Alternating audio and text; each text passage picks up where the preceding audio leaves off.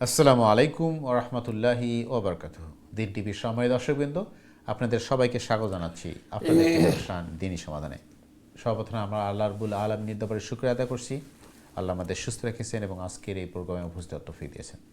প্রিয় দর্শকবৃন্দ, আপনারা যারা নিয়মিত আমাদের অনুষ্ঠান দেখেন, আপনারা জানেন অনুষ্ঠানটি আমরা সরাসরি সম্প্রচার করি ইউকে ইস্যু থেকে প্রতি সোমবার এবং মঙ্গলবার ইউকে টাইম রাত 8:30টায়। এবং যেটা আমরা বরাবর বলি, প্রিয় দর্শকবৃন্দ, এই অনুষ্ঠান আমাদের সবার জন্য একটা অপরচুনিটি। আমরা এখান থেকে দিন শিখব, দিন জানবো, কোরআন থেকে আলোচনা শুনবো, আমাদের এলেমকে বৃদ্ধি করব, আমলকে পরিশুদ্ধ করার জন্য।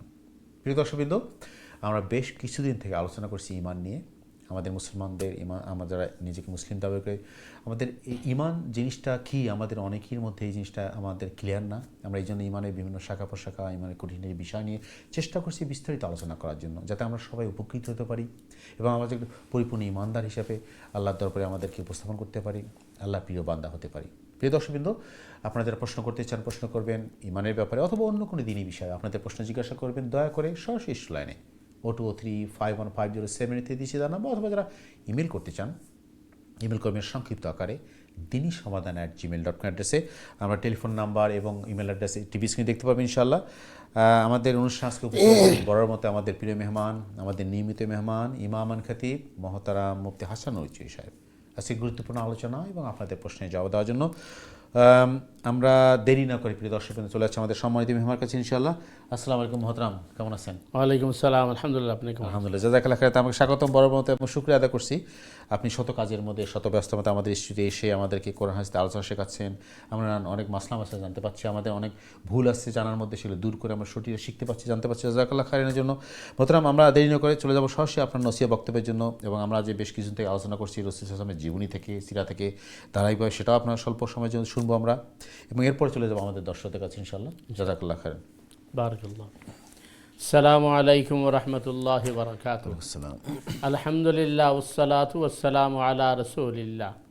আম্মা বা'দু ফাআউযু বিল্লাহি মিনাশ শাইতানির রাজীম। বিসমিল্লাহির রাহমানির রাহিম। ইন্না মাসালা ঈসা ইনদাল্লাহি কামাসালি আদম খালাকাহু মিন তুরাবিন সুম্মা ক্বালা লাহু কুন ফায়াকুন। بارك الله لنا ولكم في القرآن العظيم ونفعنا وإياكم بالآيات والذكر الحكيم. رب اشرح لي صدري ويسر لي أمري واحلل عقدة من لساني يفقه قولي. اللهم صل وسلم وبارك على نبينا محمد وعلى آله وأصحابه أجمعين. আলহামদুলিল্লাহ সুম্মা আলহামদুলিল্লাহ। দিন টিভির দর্শক ভিউয়ার ভাই বোনেরা, আমরা আপনাদের প্রিয় প্রোগ্রাম দিনই সমাধান শুরু করতে যাচ্ছি। আল্লাহ সুবহানাহু তাআলার কাছে তৌফিক কামনা করছি। ওমা তৌফিক ইল্লা বিল্লাহ, আলাইহি তাওয়াক্কালতু ওয়া ইলাইহি উনীব। সম্মানিত দর্শক ভিউয়ার ভাই বোনেরা, আমরা ডিসেম্বর মাসের শেষ দিকে পৌঁছেছি এবং আপনারা জানেন যে এই শেষ দিকেই ক্রিসমাস অথবা ঈসা আলাইহিস সালামের জন্মের উৎসব নিয়ে সারা দুনিয়া সরগরম। আসল বিষয় হচ্ছে যে আল্লাহ সুবহানাহু তাআলার যে সিস্টেম, যেহেতু আমরা ঈমান নিয়ে আলোচনা করছি, তো ঈমানের যে বিষয় হচ্ছে, একটাকে বলা হয় কুদরতুল্লাহ, আরেকটাকে বলা হয় সুন্নতুল্লাহ। কুদরতুল্লাহ হচ্ছে যেটি আল্লাহ সুবহানাহু তাআলা তার বিশেষ ক্ষমতা বলে করেন বা সৃষ্টি করেন, আর সুন্নতুল্লাহ হচ্ছে স্বাভাবিক নিয়মে যেটি হয়, এটাকে বলা হয় সুন্নতুল্লাহ। তো আল্লাহ সুবহানাহু তাআলা যখন সৈয়দুনা ঈসা আলা নবিয়্যিনা আলাইহিস সালামকে এই দুনিয়াতে প্রেরণ করেন, বিনা বাপে পিতৃহীনভাবে, তখন এটা নিয়ে আলোচনা, সমালোচনা, পর্যালোচনা শুরু হয় যে এটা কি আদৌ সম্ভব। প্রথম প্রশ্ন হচ্ছে যে আল্লাহ সুবহানাহু তাআলা ঈসা আলাইহিস সালামকে এইভাবে সৃষ্টি করলেন কেন? আর এটা নিয়ে আলোচনা, পর্যালোচনা, সমালোচনা এ কারণ হয়েছে যেহেতু মানুষ সুন্নতুল্লাহ দেখে অভ্যস্ত আছে যে একজন পুরুষ একজন মহিলার মেলামেশার মাধ্যমে সন্তান জন্মগ্রহণ করবে, পিতা এবং মায়ের মাধ্যমে সন্তান জন্মগ্রহণ করবে। কিন্তু ঈসা আলাইহিস সালামের জন্মটা ছিল কুদরতুল্লাহ। তখন তারা বলল, এটা কি আদৌ সম্ভব যে পিতৃহীনভাবে একজন সন্তান কি জন্ম নিতে পারে, যেটা স্বভাবত আমরা বৈধ সন্তান বলি। তো মারিয়াম সিদ্দিকা যিনি ছিলেন সতী সাদী এবং অত্যন্ত মহীয়সী মহিলা, এ ব্যাপারে কারো দ্বিমত ছিল না। তখন তারা এটা নিয়ে আলোচনা সমালোচনা পর্যালোচনা শুরু করে। তখন প্রথমে তারা সিদ্ধান্ত নেয় যে ঈসা আলাইহিস সালাম জুসেফের সন্তান। পরবর্তী সময় তারা এটার তত্ত্ব নিয়ে দেখে না, জুসেফের সাথে এটার কোনো সম্পর্কই নেই।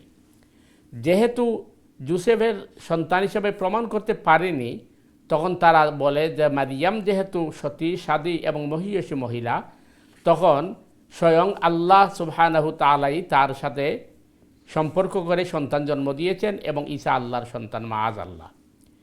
এই প্রশ্নটা যখন তারা রসুল করিম সাল্লাল্লাহু আলাইহি ওয়াসাল্লামের সামনে উত্থাপন করে এই খ্রিস্টান জগৎ, তখন রসুল করিম সাল্লাল্লাহু আলাইহি ওয়াসাল্লাম তাদেরকে বলেন এটা কুদরতুল্লাহ। তখন তারা বলে যে এই ধরনের কোন এক্সাম্পল কি আপনি আমাদেরকে পেশ করতে পারবেন? তো রসুল করিম সাল্লাল্লাহু আলাইহি ওয়াসাল্লাম তাদেরকে ভিন্নভাবে বুঝিয়েছেন, কিন্তু তারা বুঝতে রাজি নয়। তখন আল্লাহ সুবহানাহু তাআলা আয়াত নাযিল করেন, ইন্না মাসালা ঈসা ইনদাল্লাহি কামাসালি আদম খালাকাহু মিন তুরাবিন সুম্মা ক্বালা লাহু কুন ফায়াকুন। এই রসুল সাল্লাল্লাহু আলাইহি ওয়াসাল্লাম আপনি তাদেরকে জিজ্ঞেস করুন যে যদি ঈসা বাপ ছাড়া সৃষ্টি হতে না পারেন, এই প্রশ্ন তাদের থাকে, তাহলে আদমের বাপকে, আদম কিভাবে সৃষ্টি হয়েছেন? সুতরাং আদম যেভাবে আমার কুদরতের মাধ্যমে আমি আকাশের উপরে তাকে জান্নাতে সৃষ্টি করেছি, এই নাজির বা এই এক্সাম্পল দুনিয়াবাসীর সামনে পেশ করার জন্য আমি ঈসাকে মারিয়ামের পেটের ভিতরে আমি সৃষ্টি করেছি পিতৃহীনভাবে, এবং এটা আমার জন্য খুবই সহজ। কারণ আল্লাহ সুবহানাহু তাআলা বলছেন যে ইন্না মাসালা ঈসা ইনদাল্লাহি কামাসালি আদম খালাকাহু মিন তুরাবিন সুম্মা ক্বালা লাহু কুন ফায়াকুন। আমি ঈসাকে আদমের মতো মাটি দিয়ে সৃষ্টি করেছি এবং মারিয়ামের গর্ভে আমি বলছি কুন হ, সাথে সাথে হয়ে গেছে। এখান থেকে আরেকটি বিভ্রান্ত তৈরি হয়েছে যে যখন ঈসা আলাইহিস সালাম জন্মগ্রহণ করেন, মারিয়াম সিদ্দিকা যখন অন্তঃসত্ত্বা হন, তখন তিনি আল্লাহর নির্দেশে তিনি একাগ্রচিত্তে চলে যান এবং তিনি তাকে আত্মগোপন করেন। সেই সময় একজন যুবক, সুদর্শন যুবক তার সামনে আসে। তিনি তাকে জিজ্ঞেস করেন যে তুমি কে? তোমার যদি আল্লাহর ভয় থাকে এখান থেকে চলে যাও। যুবক প্রতি উত্তরে বলেন, কালা ইন্নামা আনা রাসূলু রাব্বিক লিআহবা লাকি গোলামান জাকিয়া। মারিয়াম, ভয়ের কিছু নেই, আমি মানুষ নয়, আমি মানুষের আকার ধারণ করে এসেছি, আমি জিবরিল। আমাকে তোমার রব প্রেরণ করছেন তোমাকে একজন নেক সন্তান দেওয়ার জন্য। একদল বিভ্রান্তিকর মানুষ মনে করে একথা যে ঈসা আলাইহিস সালাম মাআযাল্লাহ জিবরিলের সন্তান। ওরা আসলে ফিরিস্তা সম্পর্কে ওদের কোনো আইডিয়া নেই। কারণ ফিরিস্তা বা মালাইকা তারা যারা আহার পানাহার যৌন সম্ভোগ এমনকি এই মানবিক যত দুর্বলতা আছে এইগুলা থেকে তারা পাক এবং পবিত্র। সুতরাং এটা প্রশ্নই আসে না। এখন প্রশ্ন হচ্ছে আল্লাহ জিবরিলকে এখানে প্রেরণ করলেন। জিবরিলকে আল্লাহ এই কারণে প্রেরণ করেছেন যে মরিয়ম সিদ্দিকার আত্মপ্রশান্তির জন্য। মরিয়ম সিদ্দিকা যদি ঘুম থেকে উঠেই দেখেন তিনি অন্তঃসত্ত্বা হয়ে গেছেন, তখন তিনি বিব্রত হয়ে পড়বেন। এই জন্য জিবরিল আমিনকে প্রেরণ করা হয়েছে। তাদের আরেকটি প্রশ্ন হচ্ছে যে আল্লাহ সুবহানাহু তাআলা বলছেন সূরা তাহরিমে, মারিয়াম ইবনাত ইমরান আল্লাতী আহসানাত ফারজাহা ফানাফাখনা ফীহি মির রূহ। আমি মারিয়ামের ভিতরে আমার রূহ ফুঁকে দিয়েছি। তো আল্লাহ বলতেন আমার রূহকে আমি ফুৎকার করে দিয়েছি, এর থেকে ঈসা সৃষ্টি হয়েছেন। তো তারা বলে যে তাহলে তো আল্লাহ যেহেতু তার রূহকে তার ভিতরে প্রবেশ করিয়েছেন, তাহলে ঈসা আল্লাহরই সন্তান। আসলে এরা ওই রূহ কাকে বলে এটিও বুঝে না। রূহ আসলে যেটি আত্মা বা সৌল যেটি বলা হয়, কোরআন বলছে ইয়াসআলুনাকা আনির রূহ কুলির রূহু মিন আমরি রব্বি। আর রাসূল সাল্লাল্লাহু আলাইহি ওয়াসাল্লাম আপনাকে প্রশ্ন করা হচ্ছে রূহের ব্যাপারে, আপনি বলুন এটি শুধুমাত্র আল্লাহর একটি নির্দেশ বা অর্ডার মাত্র। সুতরাং রূহ বলতে বোঝানো হয়েছে আল্লাহর নির্দেশকে, আল্লাহর অর্ডারকে, যেটাকে আল্লাহ কুন বলেছে। এই কুনটি হচ্ছে আল্লাহর রূহ। আমরা রূহ বলতে যেটা বুঝি আমাদের ভিতরের যে চালিকা শক্তি, এটা আমাদের জন্য, আল্লাহর জন্য নয়। আল্লাহর কিন্তু রূহের প্রয়োজন হয় না। আল্লাহ কিন্তু সৃষ্টির দুর্বলতা থেকে ঊর্ধ্বে। এবং সূরা ইউসুফে ইয়াকুব আলাইহিস সালাম তার সন্তানদেরকে বলেছিলেন ইন্নাহু লা ইয়াইআসু মির রাউহিল্লাহ, ইন্নাহু লা ইয়াইআসু মির রাউহিল্লাহ, নিশ্চয় মুমিন কখনো আল্লাহর রহমত থেকে নিরাশ হয় না। তাহলে এখানে রূহ বলতে আল্লাহর রহমত বোঝানো হয়েছে, রূহ বলতে আল্লাহর নির্দেশ বোঝানো হয়েছে, আল্লাহর ওয়ার্ডার বোঝানো হয়েছে। সুতরাং এই যে বিভ্রান্তি, এটি হচ্ছে আমাদের জ্ঞানের দৈন্যদশার কারণে, অথবা কোরআন আমরা না জানার কারণে, আমরা ইসলাম সম্পর্কে অনভিজ্ঞ হওয়ার কারণে আমাদেরকে দুর্দশা হচ্ছে। আসল ঈসা আলা নবীন আলাইহিস সালামকে আল্লাহ সুবহানাহু তাআলা তার কুদরতের নিদর্শন হিসাবে সৃষ্টি করেছেন। দ্বিতীয় যে জিনিসটি হচ্ছে, আমরা যারা আছি আমাদের কিন্তু জ্ঞান সীমিত। আমরা যদিও মনে করি আমরা অনেক বেশি বুঝি, কিন্তু আমাদের জ্ঞান সীমিত। আমাদের জ্ঞান কিন্তু এই অসীম জ্ঞান নয়। সুতরাং সীমিত জ্ঞান হিসেবে আমরা আমাদের মতো করে সবাইকে মাপি। তো আমরা যখন আল্লাহ সুবহানাহু তাআলার জাত বা সত্তাকে আমাদের মতো করে চিন্তা করব, তখনই আমরা বিভ্রান্ত হয়ে যাব। কারণ আল্লাহ সুবহানাহু তাআলা আমাদের চিন্তা চেতনা, আমাদের জ্ঞান বুদ্ধি এর সবচেয়ে ঊর্ধ্বে। আল্লাহ সুবহানাহু তাআলা কাদিরে মতলক, তিনি আহকামুল হাকিমিন। তিনি কোনো জিনিস করতে গেলে তার কোনো সময় অথবা মাধ্যম অথবা মেডিয়েটার লাগে না। তিনি তার অর্ডারের মাধ্যমে সব কিছু করতে পারেন, অথবা তার ইচ্ছার মাধ্যমে তিনি সব কিছু করতে পারেন। তো এটির নামই হচ্ছে কুদরতুল্লাহ। আর দুনিয়ার স্বাভাবিক নিয়ম যেটা, আপনি গাছ লাগাবেন, গাছে ফল দিবে। যদি আপনি নিজের চেষ্টা করে জিনিস তৈরি করেন, জিনিস তৈরি হবে। কিন্তু আপনি তৈরি না করলে অটোমেটিকলি কোনো জিনিস হবে না, যেটি আসলে কার্যকরী জিনিস। আপনি যদি মনে করেন যে আমি বসে থাকলাম, জিকির আজকার করলাম, তসবিহ তাহলিল করলাম, আমার ঘরে রিজিক চলে আসবে, আমার ঘরে টাকা চলে আসবে, আমার ঘরে খাদ্য চলে আসবে, এইটা আল্লাহর সুন্নত নয়। কারণ আল্লাহর সুন্নত হচ্ছে আস-সাইয়্যু মিন্নি ওয়া ইতমামু মিনাল্লাহ। চেষ্টার মালিক তোমরা, আর গন্তব্য পৌঁছানোর মালিক আল্লাহ। এই জন্য আমাদেরকে চেষ্টা করতে হবে, এবং আমাদের চেষ্টার উপর আমরা নির্ভরশীল না হয়ে আল্লাহ সুবহানাহু তাআলার উপর নির্ভরশীল হতে হবে। এরই নাম ঈমান, এরই নাম তাওয়াক্কুল। এই জন্য হাদিসে আসছে, একজন সাহাবী আল্লাহ রসুল সাল্লাল্লাহু আলাইহি ওয়াসাল্লামের সাথে সাক্ষাৎ করতে এলে আল্লাহ রসুল তাকে জিজ্ঞেস করেন, তুমি আসছো কীভাবে?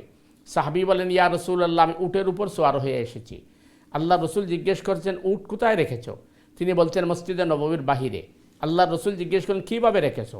তিনি বললেন, আল্লাহর উপর তাওয়াক্কুল করে রেখেছি। আল্লাহ রসুল বললেন, না, এটা তাওয়াক্কুল হয় না, এটা তাআক্কুল হয়ে গেছে। অর্থাৎ এটা অন্যের সম্পদ নষ্ট করবে এবং ধ্বংস করবে। তোমার এই উচিত হচ্ছে তুমি উটের পায়ের মধ্যে শক্ত রশ্মি দিয়ে বাঁধ দাও, এরপরে বলো বিসমিল্লাহি তাওয়াক্কালতু আলাল্লাহ। তো আসলে আমাদের যতটুকু সাধ্য আছে অতটুকু চেষ্টা করার পরে আল্লাহর উপর তাওয়াক্কুল করতে হবে। এখন প্রশ্ন আসতে পারে, আমি যদি আমার ঘরে লক লাগাইতে হয়, তালা দিতে হয়, তাহলে আবার আল্লাহর উপর তাওয়াক্কুল করব কেন? যদি আমি লক লাগাই আর আল্লাহর উপরে তাওয়াক্কুল না করি, তাহলে বোঝা যাবে আমার ইমানটা হচ্ছে বস্তুর উপরে, আমার ইমানটা হচ্ছে আমার ক্ষমতার উপরে, আল্লাহর উপরে নয়। এটি হচ্ছে ইমান আর একজন বেঈমানের মধ্যে পার্থক্য। প্রতিটা কাজ আমরার সাধ্য অনুযায়ী আমরা চেষ্টা চালিয়ে যাব, আর আল্লাহ সুবহানাহু তাআলার উপর আমরা তাওয়াক্কুল করব, ভরসা করব, তখন আমরা একজন পরিপূর্ণ ইমানদার বা মুমিন হব। তৃতীয় যে বিষয়টি হচ্ছে, আমরা বারবার এই কথাটি বলছি যে ইসলাম কমপ্লিট কোড অফ লাইফ। এবার এটা শুধু ব্যক্তির জন্য নয়, এটা ব্যক্তি, পরিবার, সমাজ, রাষ্ট্র এবং আপনার ইন্টারন্যাশনাল পর্যন্ত। এই জন্য আমাদের শিক্ষণীয় বিষয় হচ্ছে, আপনি দেখেন যে যখন ক্রিসমাস আসে অথবা ডিসেম্বর আসে, তখন তারা ঈসা আলাইহিস সালামের প্রেমে পাগল হয়ে যায় এবং বিভিন্ন ধরনের তারা ধর্মীয় উৎসব উদযাপন করে, এবং সারা বছর কিন্তু আর করে না। তো ইসলাম সিজনাল নয়, ইসলাম পার্ট টাইম করা যায় না। একজন মুমিন বা মুসলমান হতে হলে আমাদেরকে সর্ব অবস্থায় আল্লাহ সুবহানাহু তাআলার কাছে আত্মসমর্পণ করতে হবে।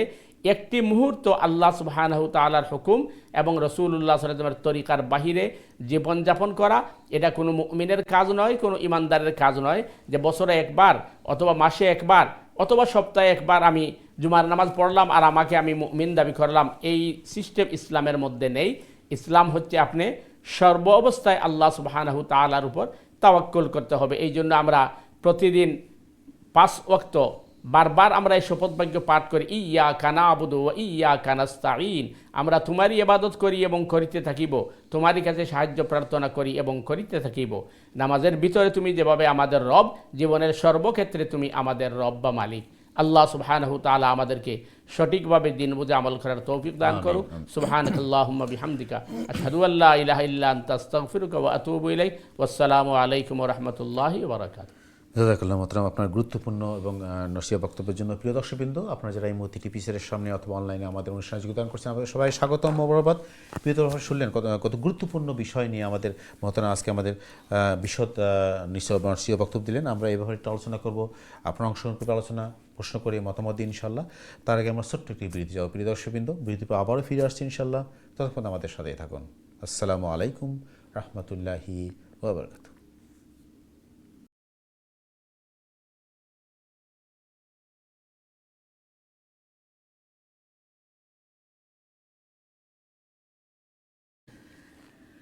আসসালামু আলাইকুম রহমতুল্লাহি ওবরাকাতুহু। দিন টিভির সম্মানিত দর্শকবৃন্দ, বিরতির পরে আবার আপনাদের স্বাগত জানাচ্ছি আপনাদের প্রিয় অনুষ্ঠান দিনী সমাধানে। যারা যেখান থেকে আমাদের অনুষ্ঠানে যোগদান করছেন, আপনার সবাই স্বাগতম, মোবারকবাদ। প্রিয় দর্শকবৃন্দ, আমরা বিরতির আগে আমাদের মেহমানের গুরুত্বপূর্ণ আলোচনা আমরা শুনছি, আমাদের নসিহত বক্তব্য শুনলাম, কত গুরুত্বপূর্ণ জিনিস আমাদের সুপ্রস্তুত করলেন। স্পেশালি আমাদের দৈনন্দিন জীবনে যেগুলো আমরা ফেস করি, আমাদের জীবন চলার পথে আমাদের এই বিষয় নিয়ে সমসাময়িক বিষয় নিয়ে আমাদের সামনে উপস্থাপন করছেন আমার নসিহত বক্তব্য। আমরা এইভাবে আলোচনা করব, পাশাপাশি আমাদের নিয়মিত আলোচনা এবং আপনার প্রশ্ন তো আছেই। সো আপনারা প্রশ্ন করতে চান, দয়া করে সরাসরি প্রশ্ন করবেন স্টুডিও লাইনে 02351507 দিচ্ছি তার নাম্বার, অথবা যদি ইমেল করতে চান ইমেল করবেন সংক্ষিপ্ত আকারে দিনী সমাধান @gmail.com এসে আপনার টিভি স্ক্রিনের নাম্বার এবং ইমেল অ্যাড্রেস দেখবেন ইনশাল্লাহ। এবং আমি বৃদ্ধ অনুরোধ করবি দর্শক, আপনাদের প্রশ্ন করার সময় সংক্ষিপ্ত প্রশ্ন করবেন, টু দি পয়েন্টে প্রশ্ন করবেন, টিভির ভলিউম কমিয়ে দিয়ে অথবা মিউট করে আমাদের ফোনে কথা বলবেন ইনশাআল্লাহ। জাযাকাল্লাহ খায়রান। মোহতারাম, আমরা দর্শকদের প্রশ্নে। আমরা তার আগে যে জিনিসটা আপনি শুরু করলেন আজকে, যে আসলে আমাদের এই জিনিসটা আপনি বহুবার বলছেন যে আমাদের মুসলিম বা যারা ইমানদার মনে করেন যে মুসলিম, তাদেরকে পার্ট টাইম বা সিজনাল মুসলিম বা ইমানদার হওয়ার সুযোগ নাই। আমরা এবার একটু গুরুত্বপূর্ণ জিনিস, খুবই গুরুত্বপূর্ণ এই জিনিসটা, আমাদের অনেকে এই জিনিসটা ক্লিয়ার না, আমরা কনফিউজড। এবার একটু বিস্তারিত আলোচনা করবো। প্রিয় দর্শক, আপনারা অনুসরণ করবেন, আপনাদের মতামত দিয়ে প্রশ্ন করে। তার আগে চলে যাচ্ছে আমাদের সময় দর্শক আছে, দেখি আসা লাইনে সময় দর্শক। আসসালামু আলাইকুম, আপনার প্রশ্ন করুন প্লিজ। ওয়ালাইকুম সালাম রাহমাতুল্লাহি বারাকাতুহু। আপনারা কেমন আছেন? আলহামদুলিল্লাহ। বোন, আপনি কেমন আছেন? আলহামদুলিল্লাহ ভালো আছি। জি জি, আমার আজকে 3টা প্রশ্ন আছে। বলেন। জি, প্রথম প্রশ্নটা একটু কঠিন। উনার লেকচার থেকে মনে হইলো, আল্লাহ আমরা জানি আল্লাহ কেউ নাই, আল্লাহ কেউ জন্ম দেন নাই, কার কাছে জন্ম হয় নাই, কিন্তু উনি কোথা থেকে আসলেন এইটা আমি মাঝে মাঝে চিন্তা করলে মানে খুব একটু প্যানিকি করি যে কোথা থেকে আসলেন, কিরকম আসলেন, কোথায় ছিলেন, এইসব। আচ্ছা, দ্বিতীয় প্রশ্ন বলেন। জি, এইটা পরেরটা হইলো যে এশরাকের নামাজের সময় যেহেতু এক জায়গায় বসিয়া সূর্য সানরাইজ হওয়ার আগ পর্যন্ত অপেক্ষা করে, তারপরে সানরাইজ সময় হইলে পরে পড়া, তো এক জায়গায় না বসিয়া, আমার এই জানামাজে না বসিয়া বিছানায় যদি বসি, অন্য জায়গায় কমফোর্টেবল করে বসি, তাইলে কি হবে? এইটা জি, বুঝতে পারছি। আপনার তৃতীয় প্রশ্ন বলেন। আর 3 নম্বর প্রশ্ন, যে যদি কোনোদিন স্টার্ট করতে না পারি, আর যদি 9টার সময় সানরাইজ, আমাদের এখানে 9টায় এসে, আর যদি আমি 8টায় এসে সানরাইজ, আর যদি আমি দেরিতে 8:30টায় উঠি তাইলে এক্সট্রা পড়লাম, আর যদি 9:30টায় উঠি তাইলে এক্সট্রা পড়বো না দুহা পড়বো? আচ্ছা, বুঝতে পারছি। ওকে, আপনারা ভালো থাকেন। আসসালামু আলাইকুম। আসসালাম, জাযাকাল্লাহ। ইশরাক না, খুবই গুরুত্বপূর্ণ প্রশ্ন। আমাদের নিয়মিত বোন, আমাদের নিয়মিত দর্শক প্রশ্ন করছে, আল্লাহ কোথা থেকে আসলেন? জি, আমি আপনার 3 নম্বর প্রশ্ন থেকে শুরু করি। 3 নম্বর প্রশ্ন হচ্ছে যে যদি আপনি এশরাকের টাইমে না উঠে দোহার টাইমে উঠেন, তাইলে এশরাক পড়বেন না সালাতুদ দোহা পড়বেন? জি, এটা আপনার ইচ্ছা। আপনি ইচ্ছা করলে এশরাক পড়ে এরপরে দোহা পড়তে পারবেন, কারণ নফলের জন্য ফরজের মতো একেবারে মানে 100% ফিক্স করার টাইম থাকে না। সেহেতু আপনি মনে করেন আপনার সময় আছে, তাহলে আপনি প্রথমে এশরাক পড়বেন 4 রাকাত, এরপরে আপনি পড়বেন সালাতুদ দোহা, দুইটার সব পাবেন। আর যদি আপনি শুধু সালাতুদ দোহা পড়েন তাও অসুবিধা নাই, কারণ নফল নামাজ পড়তেই হবে এমন তো কোনো বাধ্যবাধকতা নেই। আর এবার আপনার 2 নম্বর প্রশ্ন, এখানে একটু যদি আমি অ্যাড করি, আমাদের বলছে ইশরাক এবং দোহার নামাজে এর জন্য তো ফিক্সড কোনো টাইম আছে না, একটা ডিউরেশন আছে, এই সময়ের মধ্যে এই সময়, তো যে কোনো সময় এই নামাজটা পড়া যাবে? ফিক্সড টাইম আছে, কিন্তু ফরজের মতো নয়, একদম ফিক্সড। যেমন সূর্য ওঠার মিনিমাম আধা ঘন্টা পরে আপনি ইশরাক শুরু করতে পারবেন। আর সালাতুদ দোহার কথা হাদিসে আসছে যে উটের বাচ্চা যখন ওই গরমের জন্য মাটিতে বসতে পারে না। মানে সূর্য যখন মাথা চলে যাবে যে 10টা 11টা একটু উত্তাপ ছড়াবে তখন সালাতুদ দুহা। আর দুহা মানে তো হচ্ছে আমরা দুপুরের সময়, ওয়াদ-দুহা ওয়াল-লাইলি ইযা সাজা। জি, জি। আপনার 2 নম্বর প্রশ্ন যেটি যে এশরাকের নামাজের জন্য যায় নামাজে বসে এরপরে আপনি ওই সালাত দোহা পড়তে হবে না চেঞ্জ করা যাবে জায়গা। বা জায়গা চেঞ্জ করা যাবে। আসলে মানে ওই এশরাকের পরে যায় নামাজে বসে থাকা দিয়ে রসুল করিম সাল্লাল্লাহু আলাইহি এইটা বোঝান নাই যে আপনি নড়াচড়াই করতে পারবেন না, এটা ভুল ধারণা। তার কারণ আল্লাহ রসুল বুঝিয়েছেন যে আপনি ওই এশরাক পড়ার পরে আপনি সালাতুদ দোহা পড়ার জন্য যেন মানসিকভাবে রেডি থাকেন। এই হিসাবে আপনি মনে করেন সালাত এশরাক পড়ছেন, পড়ার পরে আপনি উঠছেন, পানি পান করছেন, জিকির আজকার তসবিহ তাহলিলের মধ্যে রয়েছেন, তাহলে বোঝা গেল আপনি ওই ধ্যানে রয়েছেন যে আপনি ইবাদতের মত্ত আছেন। অথবা আপনি যদি মনে করেন যে নিচে বসতে কষ্ট হয়, একটু চেয়ারে বসি অথবা আমি বেডের উপরে বসি, এটা কোনো অসুবিধা নাই। এটাতে বোঝানো হয়েছে যে আপনি ওই ধ্যানে বা আল্লাহর ধ্যানে আপনি সময়টাকে কাটাবেন, এটা বোঝানো হচ্ছে। এর অর্থ এটা নাই যে এইখানেই বসে থাকতে হবে। তার দলিল হচ্ছে এটি যে রসুল করিম সাল্লাল্লাহু আলাইহি ওয়াসাল্লাম নফল নামাজ পড়ছেন, ওই সময় আম্মাজান আয়েশা সিদ্দিকা রাদিয়াল্লাহু তাআলা আনহা বাহির থেকে এসে দরজা নক করছেন। তো রসুল করিম সাল্লাল্লাহু আলাইহি ওয়াসাল্লাম চিন্তা করেছেন যে নামাজ পড়তে সময় লাগবে, এই সময় রাত্রে একজন মহিলা বাহিরে দাঁড়িয়ে থাকা অশুভ লাগে। আল্লাহর রসুল সাল্লাল্লাহু আলাইহি ওয়াসাল্লাম গিয়ে দরজা খুলে দিয়েছেন। দরজা খুলে দিয়ে এসে আল্লাহ রসুল সাল্লাল্লাহু আলাইহি ওয়াসাল্লাম আবার কিন্তু নামাজের কারিয়ন করেছেন, নামাজ কিন্তু ভাঙেন নাই, যদিও দরজাটা কিবলার দিকে ছিল। যারা হজে বা উমরাত গেছেন আপনারা দেখছেন যে আল্লাহ রসুলের ওই কবর শরীফ যেখানে আছে ওইটাই আয়েশা সিদ্দিকার ঘর ছিল, আর কিবলা সামন দিকে। তো কিবলাটা সামন দিকে ছিল, আল্লাহ রসুল 1 কাইক বা 2 কাইক দিয়ে দরজা খুলেছেন, খুলে দিয়ে এসে নামাজ কারিয়ন করছেন, মানে নামাজরত অবস্থায়।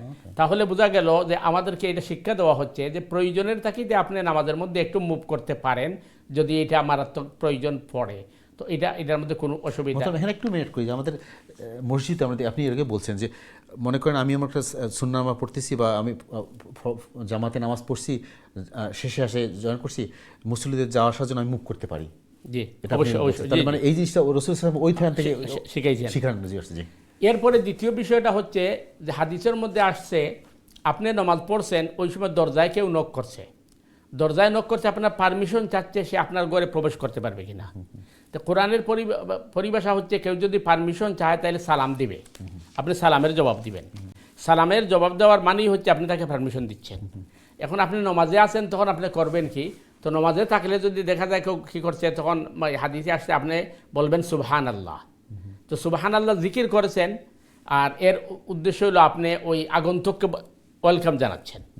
তো এইগুলা নামাজের মাসআলা আছে। সুতরাং বোঝা গেল যে আপনি যেটি বলছেন ইশরাক মানে যে যায় নামাজে বসে থাকতেই হবে এটা নয়, আপনি ওই ধ্যানে থাকবেন, ওই খেয়ালে থাকবেন, বেডে বসেন, চেয়ারে বসেন, অথবা আপনি অন্য কাজ করেন, জিকির আজকার তসবিহ তাহলিলের মধ্যে থাকবেন। প্রথমে একটা জিনিস, এই যে আপনি আমাদের বোন যে কথা বলে, মানে আপনাকে অন্য কোনো কাজ করা যাবে না ওই মানে তসবিহ তাহলিল বা হ্যাঁ মানে আমাদের দৈনন্দিন জীবনের কোনো কাজের সাথে অ্যাটাচ হওয়া যাবে না। এটা শোয়া যাবে, কিন্তু আপনি জিকির আজকার করতে হবে, আল্লাহর ধ্যান থাকতে হবে, মানে পাশাপাশি অন্য কাজও করতে হবে না। আপনি চা বানালে অবশ্যই, মানে এটা বোঝা যাচ্ছে আপনি মনোযোগী থাকবেন ওই পরের নামাজ ইবাদতের সাথে। কিন্তু আপনার যেভাবে হাদিসে আসছে যে একজন কামিল মুমিন সে এক ওয়াক্ত নামাজ পড়ার পরে দ্বিতীয় ওয়াক্তের জন্য মুআল্লাকুম বিল মাসাজিদ, তার অন্তর মসজিদের দিকে থাকবে। এটা কি আমি কোন মসজিদ যাব?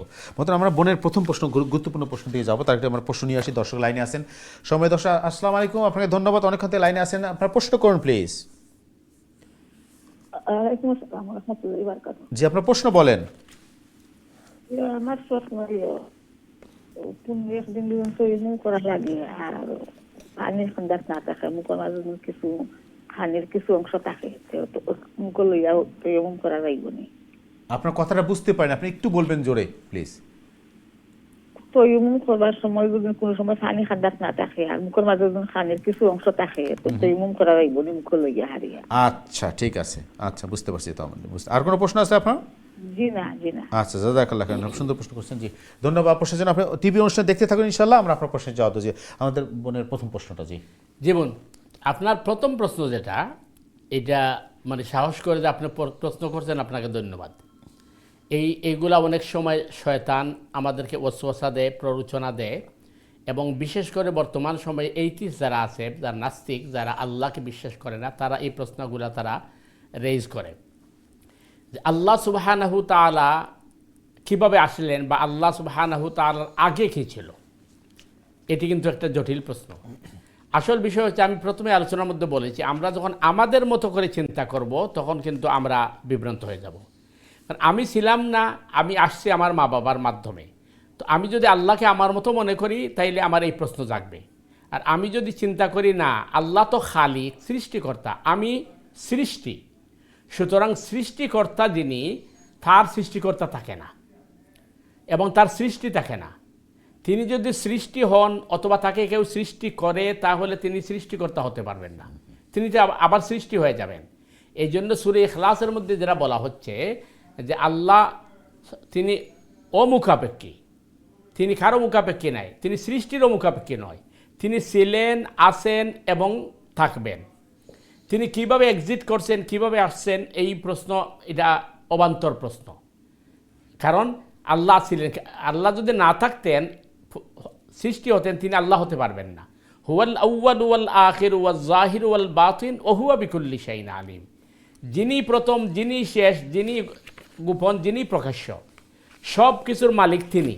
তিনি এই ছিলেন এবং কতদিন আগ থেকে ছিলেন এটা আমাদের জ্ঞানের বাহিরে। অর্থাৎ আল্লাহ সুবহানাহু তাআলা সবসময় আছেন, সবসময় থাকবেন এবং তিনি কখনো তার ধ্বংস হবে না। এটি হচ্ছে মানে মূল কি।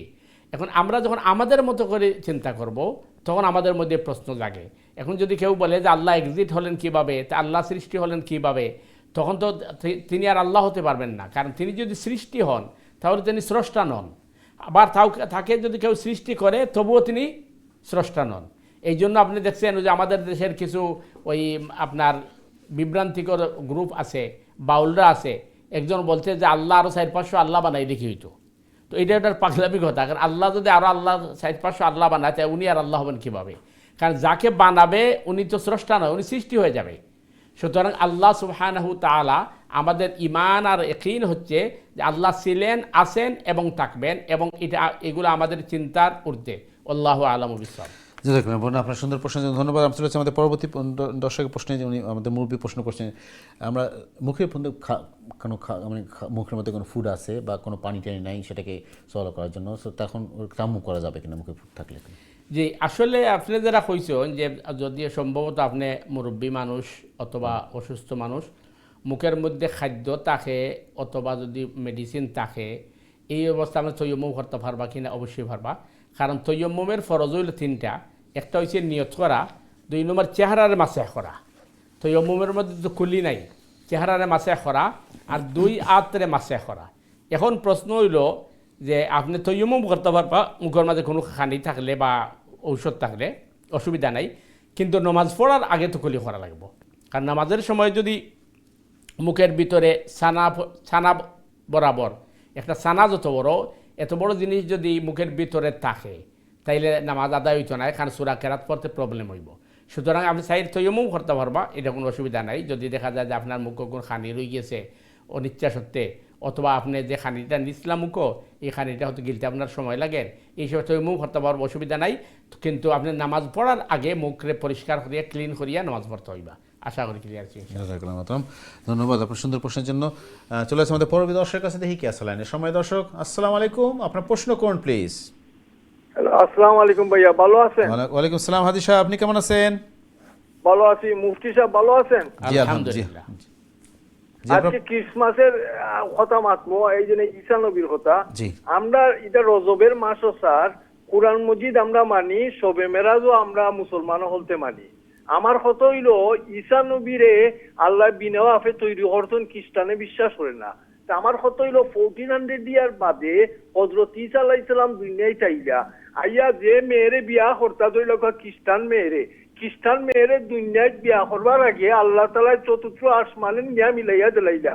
ও চতুর্থ আসমানে যদি ও মেয়েটা খ্রিস্টান মেয়েটা প্রেগনেন্ট হয়ে যেত, তে খ্রিস্টান মেয়ে মায়ের জবাব দিল কিতাব পৃথিবীতে, এখন খ্রিস্টান মুসলমান হইব স্যার। আসসালামু আলাইকুম। ওয়ালাইকুম আসসালাম হাদি সাহেব, ধন্যবাদ আপনার প্রশ্নের জন্য। জি মোহতারাম প্লিজ। জি হাজি সাহেব, আসলে আপনার আলোচনা সুন্দর আলোচনা। সৈয়দনা ঈসা আলা নবীন আলাইহিস সালাম আবার দুনিয়াত আগমন করবা, আওয়ার পরে তাইন বিবাহ শাদী করবা, তার সন্তান হইব, পরিবার থাকব, এটা মানে হাদিস দ্বারা প্রমাণিত। তো কারে বিয়া করবা এটা তো আমরা জানি না, আল্লাহ ভালো জানো, এটা ভবিষ্যতের ব্যাপার। আর দ্বিতীয় জিনিস হইল আপনার শেষ কথা যেটা, এটা অবশ্য খুবই গুরুত্বপূর্ণ। সৈয়দনা ঈসা আলা নবীন আলাইহিস সালাম আওয়ার পরে হাদিসের পরিবেশ হইল বিইজ্জে আজিজিন আও জিল্লে জালিলিন, খুঁড়ে ঘর থেকে লইয়া একেবারে দালান খুঁটা পর্যন্ত এমন কোনো ঘর বাকি থাকতো না পৃথিবীর এই পূর্ব প্রান্ত থেকে পশ্চিম প্রান্ত, উত্তর মেরু থেকে দক্ষিণ মেরু পর্যন্ত প্রত্যেকটা মানুষ ইচ্ছায় অথবা অনিচ্ছায় এই ইসলামের প্রবেশ করব ঈসা আলাইহিস সালামের মাধ্যমে। তো আপনার এই সুন্দর মতামতের ধন্যবাদ। হাজি সাহেব আমাদের রেগুলার দর্শক, আপনার ধন্যবাদ সুন্দর প্রশ্ন করার জন্য, আলোচনার জন্য। চলে যাচ্ছে আমাদের পরবর্তী দর্শক আছেন ইনশাআল্লাহ, দেখি কে আছে লাইনে। সময় দর্শক, আসসালামু আলাইকুম, আপনার প্রশ্ন করুন প্লিজ। আমি আবার করলাম। আচ্ছা জি বলেন। জি আমি আগে ভালো করে বলতে পারি নাই। আমি যে ফজরের নামাজ পড়িয়া যে ইশরাকের জন্য অপেক্ষা করব, ওইটা আমি বলছিলাম যে জায়নামাজে তখন বসতে পারবো না, এই জন্য বিছনায় গিয়ে বসলে কি চেয়ারে বসলে হবে কিনা না। ঠিক আছে। আর ইশরাকের নামাজ, ফজরের নামাজ পড়িয়া 1.5 ঘন্টার মতো বসতে হয়, এই জন্য বলছিলাম। আচ্ছা ঠিক আছে, আমরা বুঝতে পারছি। বলেছি আমি। আরেকটা প্রশ্ন, এই প্রথম আল্লাহরে নিয়ে, আমি জানি আল্লাহ কিরকম কি যতটুকু জানি, কিন্তু আমার মাঝে মাঝে এইরকম হয় দেখার জন্য আল্লাহর সব ক্রিয়েশন সবকিছু দেখে শুনে পড়ে কোরআন পড়ে যখন মনে হয়, তখন মনে হয় আল্লাহরে কিরকম দেখবো, কত তাড়াতাড়ি দেখবো। এইটাও কি শয়তানের ওয়াসওয়াসা না?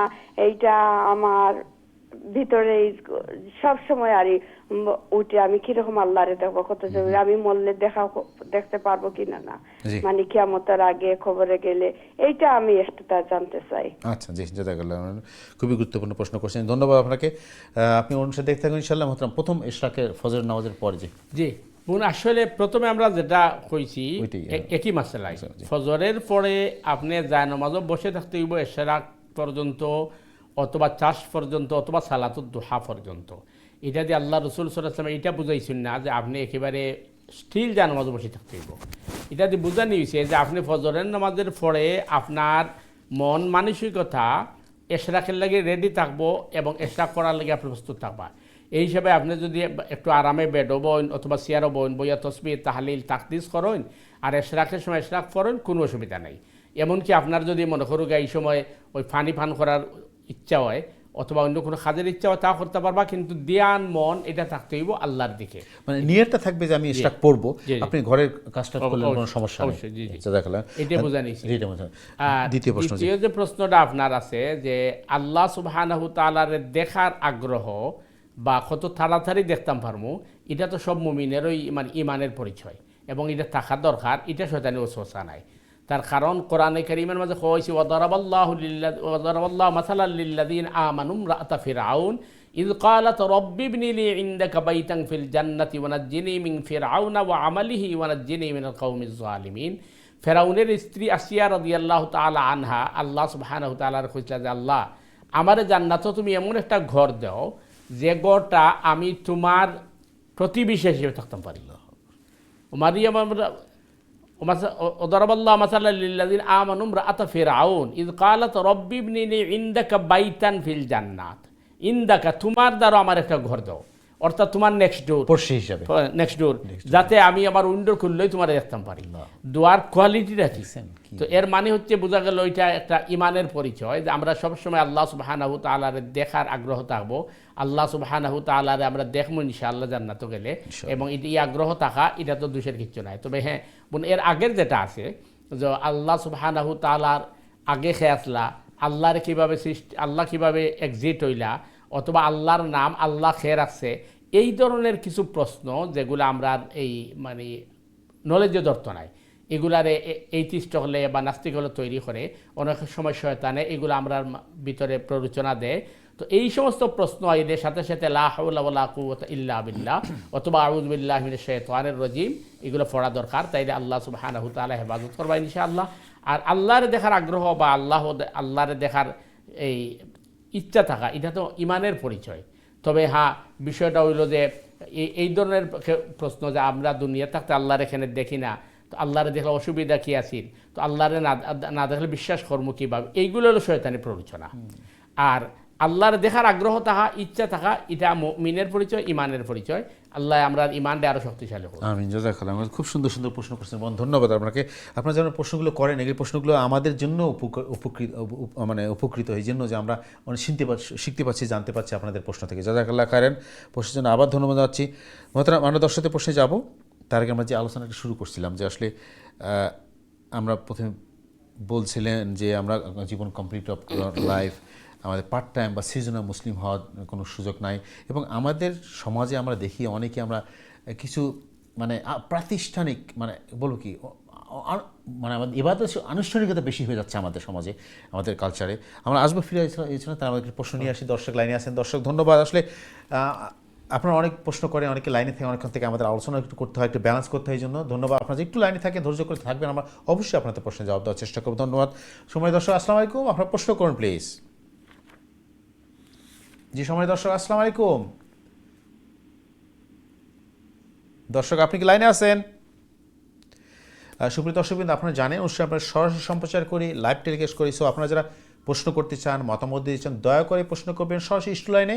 আপনাদের স্ক্রিনে আপনার টেলিফোন নাম্বার দেখতে পাচ্ছেন, এবং প্রশ্ন করার সময় দয়া করে টেলিফোনে ফোন করবেন, টেলিফোনে আমাদের সাথে কথা বলবেন, টিভির ভলিউম কমিয়ে অথবা মিউট করে। চলে আসছে আমাদের পরবর্তী দর্শক আছেন ইনশাআল্লাহ, দেখি কে আছে লাইনে। সময় দর্শক, আসসালামু আলাইকুম। আপনার প্রশ্ন করুন প্লিজ। আসসালামু আলাইকুম। ওয়ালাইকুম আসসালাম ওয়া রাহমাতুল্লাহ। জি কেমন আছেন? আলহামদুলিল্লাহ, আপনারা ভালো আছেন? আলহামদুলিল্লাহ। জি জাযাকাল্লাহ। আপনার বলেন, প্রশ্ন বলেন। 2-3 সপ্তাহ আগে আমি একটা ফোন করছিলাম, আগে জিনিসটা একটু ভুলে গেছি।